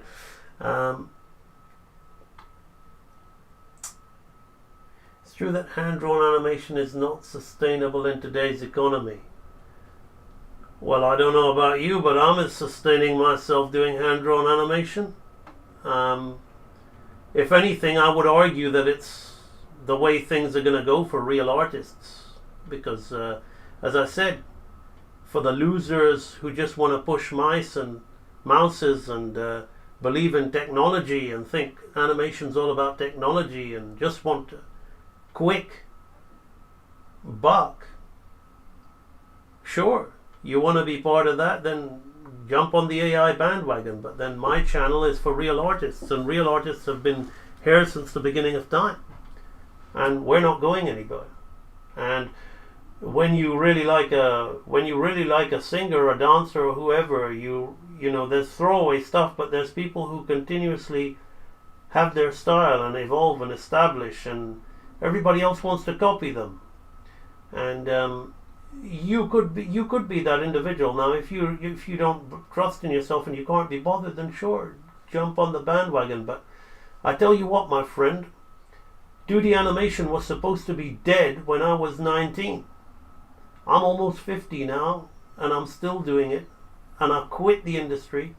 So my mum and dad didn't want me doing it because they thought you can't make money from it. I didn't care about that. My friends laughed at me, thinking he thinks he's going to make it famous in Hollywood. I didn't care about that. My teachers thought that it was a silly thing for me to do. You know, back then they said, people like you run corner shops, why don't you do that? That's what they said at my school. But I don't take that as a bad thing. I welcome the prejudices against me. I don't cry about them, because they develop thick skin and help me continue with my quest. Then I entered the animation industry, and then suddenly CG came and supposedly killed it all off. Well, I didn't care about that. Then I quit the animation industry, and with the understanding that AI is coming, which is why I created this brand for many years. 7 years ago, you will see this word, real animator training, in the world of artificial art and artificial animation. I didn't care about that. In fact, I'm looking forward to AI because I think it's a real opportunity for real artists. It's a return. It's a cyclic return. As I said, I'm very happy about all of the people losing their jobs and crying in the animation industry at the moment about AI, because as a real artist who has lived it, seen it, watched it evolve, I've seen art leave the building, and I've seen technicians and pretenders and automators who don't deserve to be doing what animators did, taking that role, and now the machine is doing it for them. So if I say the only thing that's not sustainable for the economy is talentless ignoramuses who had no business working in animation in the first place, now they're going, and I'm waving and watching and smiling. So long, fare thee well, pip pip cheerio, you won't be back soon, bye bye. Yes, so whereas the hand-drawn animator is what's left standing, the person who doesn't depend on a computer. Now, if you want to be part of the factory, then sure, you've got no place for hand-drawn animation, so it might not be feasible for you. But I think for anybody who's looking forward to being an artist, now's the great time. Because everybody else is going to shit themselves and leave the business. Sadly, some of them who can draw, because they're affiliating with the losers who couldn't, because they think animation is just that industry. But there's going to be a lot of time and a lot of place for real artists to get recognized, because the human being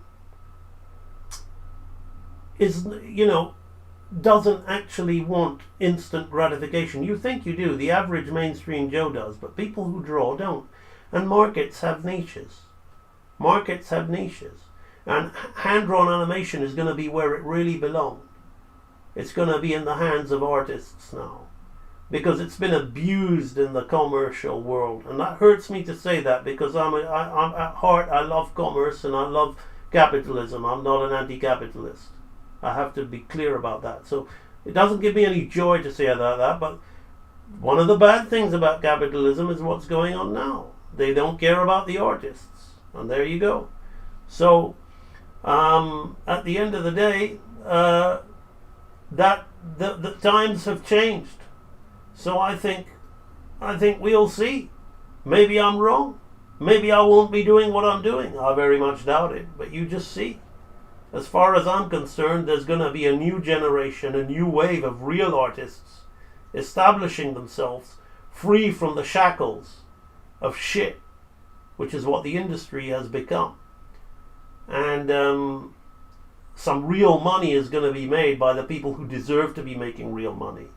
all of these idiots who quite frankly contaminated the industry with their thinking. They wanted to treat animation like it was a 9 to 5. They don't understand, oh, I've got to have a work-life balance. Let's unionize, we're being exploited. Fuck you. At the end of the day, when I was an artist and I was working, we stayed late at the office. We didn't care about whether we were being exploited. We wanted to draw. We didn't want to leave our desk because we had a passion for drawing. That's what it was about. We wanted to work under that supervising animator. I would have given an arm and a leg at the time. I couldn't give a shit now, let me be clear, but I would have given an arm and a leg at the time to have been under Glenn Keane, right? Just in between one of his drawings when I was like 16, 17, 18, I would have stayed all hours. I would have slept in the office because that's what drove me. Oh, you see, I'm getting exploited, man. 9 to 5, work-life balance. Bullshit. Get out of this industry. You don't belong here as far as I'm concerned. That's not what I consider hand-drawn animation. Real artists live for their art. It's not the other way around.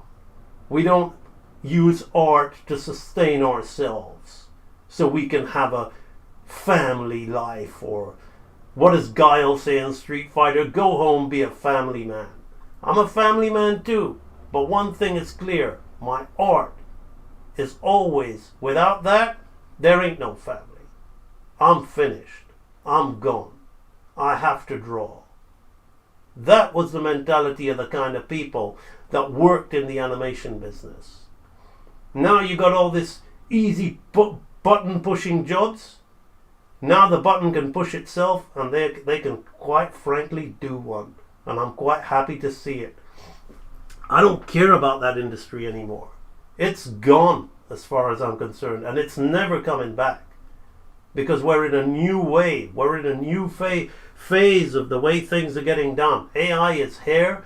People can thumbs down my video. They can call me whatever they want under the sun because the things I'm saying are hurting them. But guess what? It's the damn truth, and that's what hurts. You just want to shoot the messenger. You're not gonna take AI away. You're not gonna. Your time is over. Finished.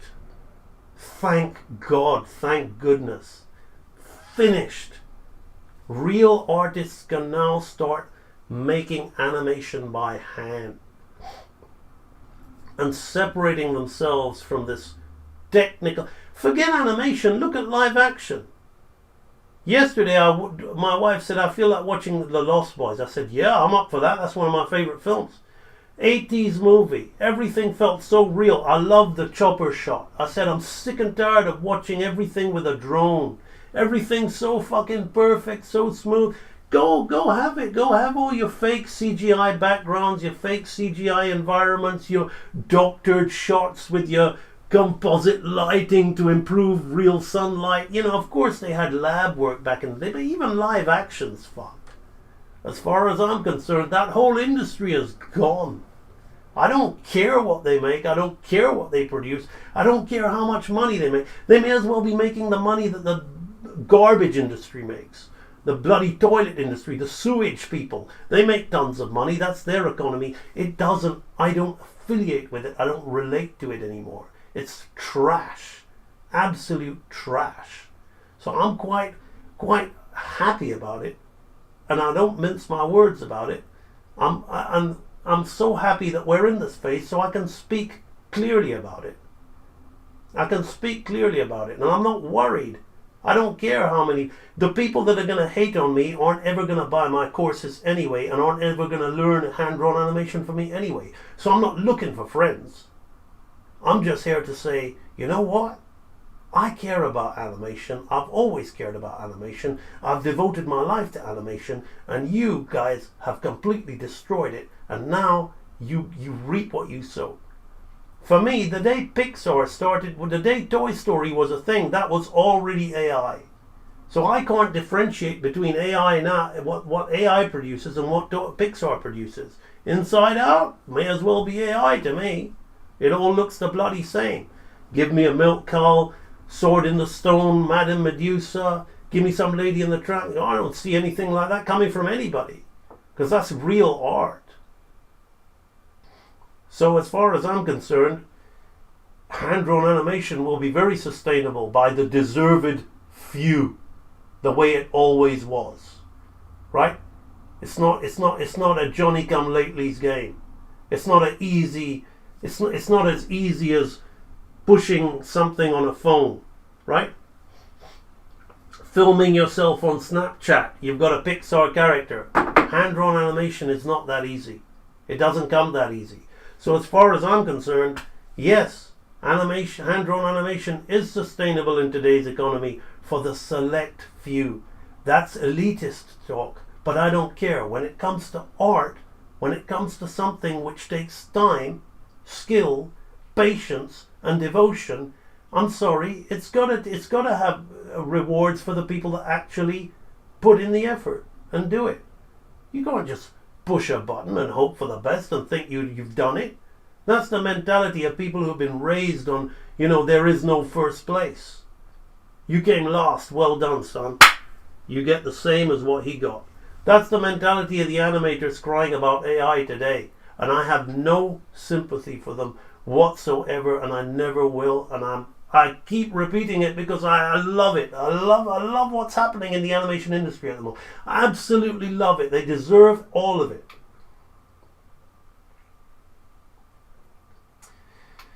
Bum bum bum bum bum. You can have great animation on sixes, indeed, and spacing arts, absolutely. Just look at the Amiga, the Commodore Amiga adaptation of Don Bluth's Dragon's Lair. It was still impressive. Yes, it feels unfinished, but still impressive. I see hand-drawn animation the only option for artists now. That's right. You get it. You get it. You get it.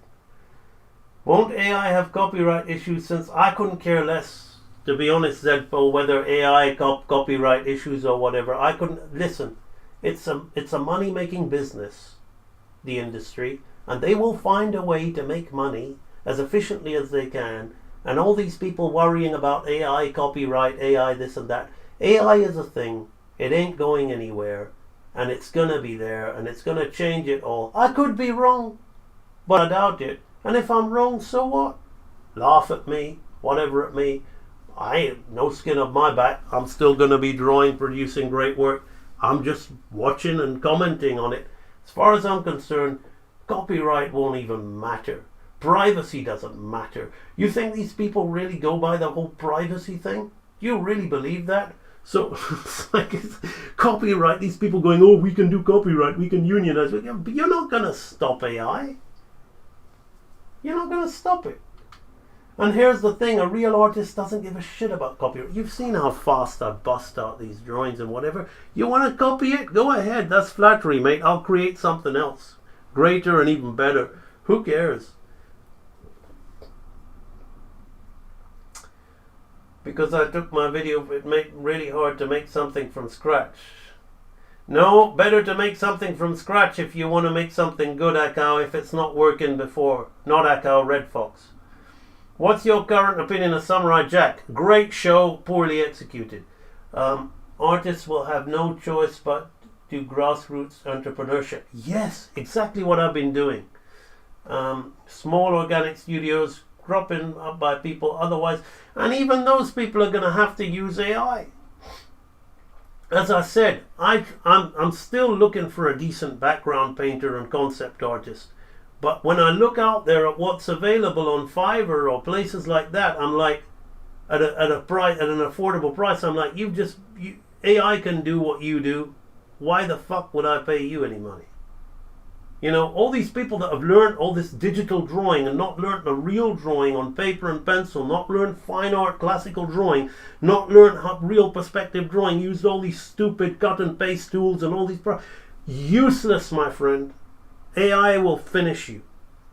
Learn the real art. Learn real skills. And the funny thing is I'm saying nothing different. You can find a video on my... Actually, if you go to my website, I'm going to play you a video. You go to my website, I'm going to play you a video, something I recorded in 2018, right? And listen to the dialogue in this video, right? Let me change this up. Listen to the dialogue in this video and see what I was saying about AMB.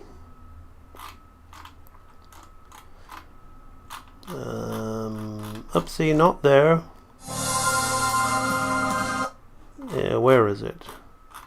Okay, it's not on my website anymore. But if you bear with me, I'm gonna find it because I said this years ago, and it's a thing. It literally is a thing now. So I'm gonna go to my YouTube channel. And this is my own video, so I can't get copyrighted from it. I go to my YouTube channel. I'm going to go to content,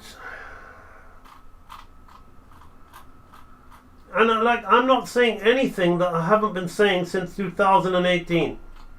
And you know what? I'm reveling in the "I told you so." I'm reveling in the "I told you so." It's fucking awesome.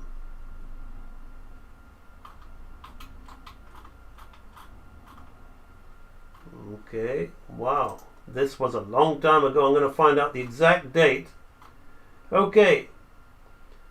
This was published on November the 3rd, 2018.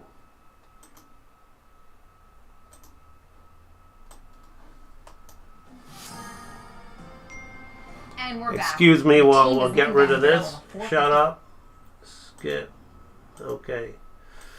November the 3rd, 2018. This is what I said.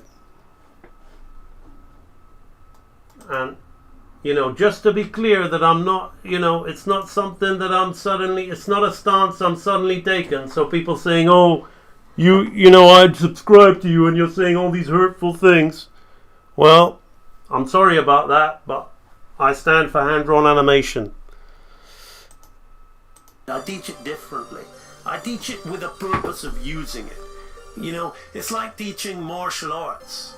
Like you either teach the stuff that works or the shit that isn't gonna help you.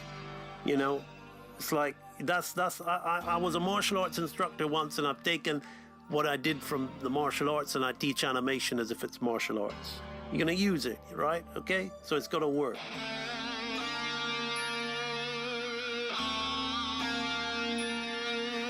You've got to ask yourself, are you a watcher or are you a doer? What is your goal? What can you really learn, okay? How effectively are you using your time? It depends how driven you are. And the more driven you are, the more driven you'll be towards the things that will help you succeed. Because you're valuing yourself, you're valuing your art. Somebody asked me about money earlier, okay? The problem is not about the artist. The problem is in the mindset. A lot of people believe that by default artists should be struggling. Society has put this word out there that somehow artists and struggling go together. Well, you can choose to believe that, or you can choose to believe that the word thriving and artist go together. And ask yourself, which one are you? Just be comfortable in your own skin. That's what I think. Animation for me is the illusion of life. I have people telling me your stuff just looks like stuff from the past, just old 2D stuff from the past. Well, that's because that stuff inspires me, and it's 2D. It's 2D at its highest, in its highest form. So you're basically telling me my stuff looks like 2D in its highest form. So thank you very much. Be comfortable in your own skin. You really need to prioritize, and you really need to start having some value in your own artwork. Add up the money you've spent on video games and movies and all those things in 1 year, and I bet you could have paid somebody to color in a short film for you with that same amount of money. Make that comic, make that film. There are people who will help you do the stuff that you don't need to do. There's a saying, it's called put your money where your mouth is, okay? I don't believe in that. That's bullshit. I say put your money where your heart is. If your heart's in video games, it's okay. If your heart's in watching other people's movies, it's okay. But then don't be sad about your artwork. Learning true skills. That's exactly what it is about. So that, you're not there all the time looking over your shoulder, because you are confident and you are in control, because you have the skill that you can adapt. There's no way around it. You are dependent or you are independent. You can either be one or the other. If you want to be an animator, you have to learn animation. If you want to be a technician, you have to learn software. But that kind of person is dependent on software. They don't understand the true principles of animation. And they are becoming very, very, very, very dependent on software. And it's a ticking time bomb, because the time will come when the technology will screw you over and you are not independent. And the people who are the skilled people, the people who understand and are true animators, and the people who actually learned animation will still be doing their art.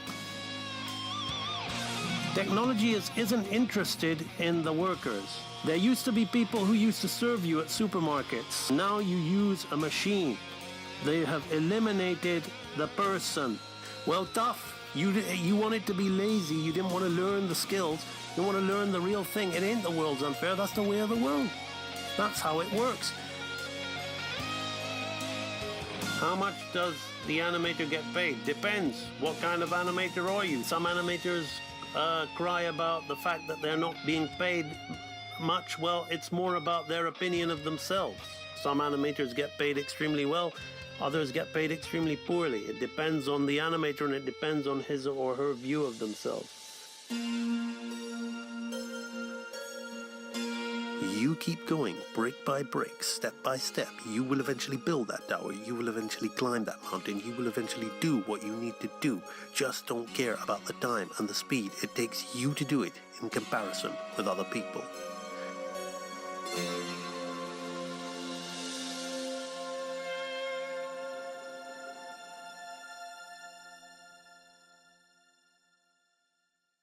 You can see a lot of old stuff there. I'm actually thinking of, I think that resonates so well with what's happening today in the world of animation today. And I recorded that in 2018 because I've been literally warning people about this, the way it was going to go, and reassuring some and warning others that, look, this is not going to continue. What you think is this easy, cushy life is not going to continue. You need to learn real skills if you want to carry on doing animation. And so it's something that I've always been saying. Oh, look, my beautiful wife is in the chat. I'm going to end this live stream. When you're done talking about the trash on TV, I'd like to take you out on a little date for a snacky snack. I am done. 4 hours live stream, sweetheart. I am done. All right. The wife, the AMB lady, has spoken, right? And I like to talk like I'm this man in charge of everything, but you've now seen who the real boss of me is, right?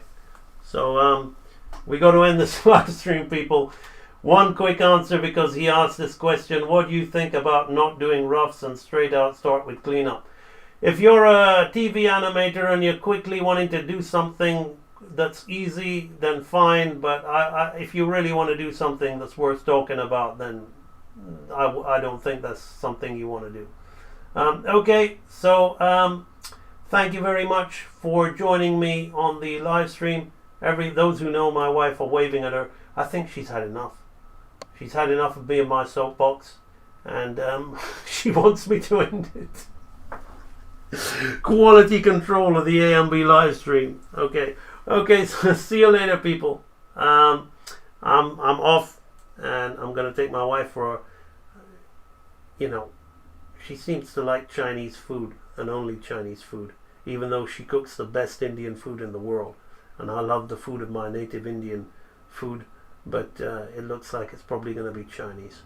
So okay, people, I'll see you all on the next live stream. Thanks for joining me. Bye bye.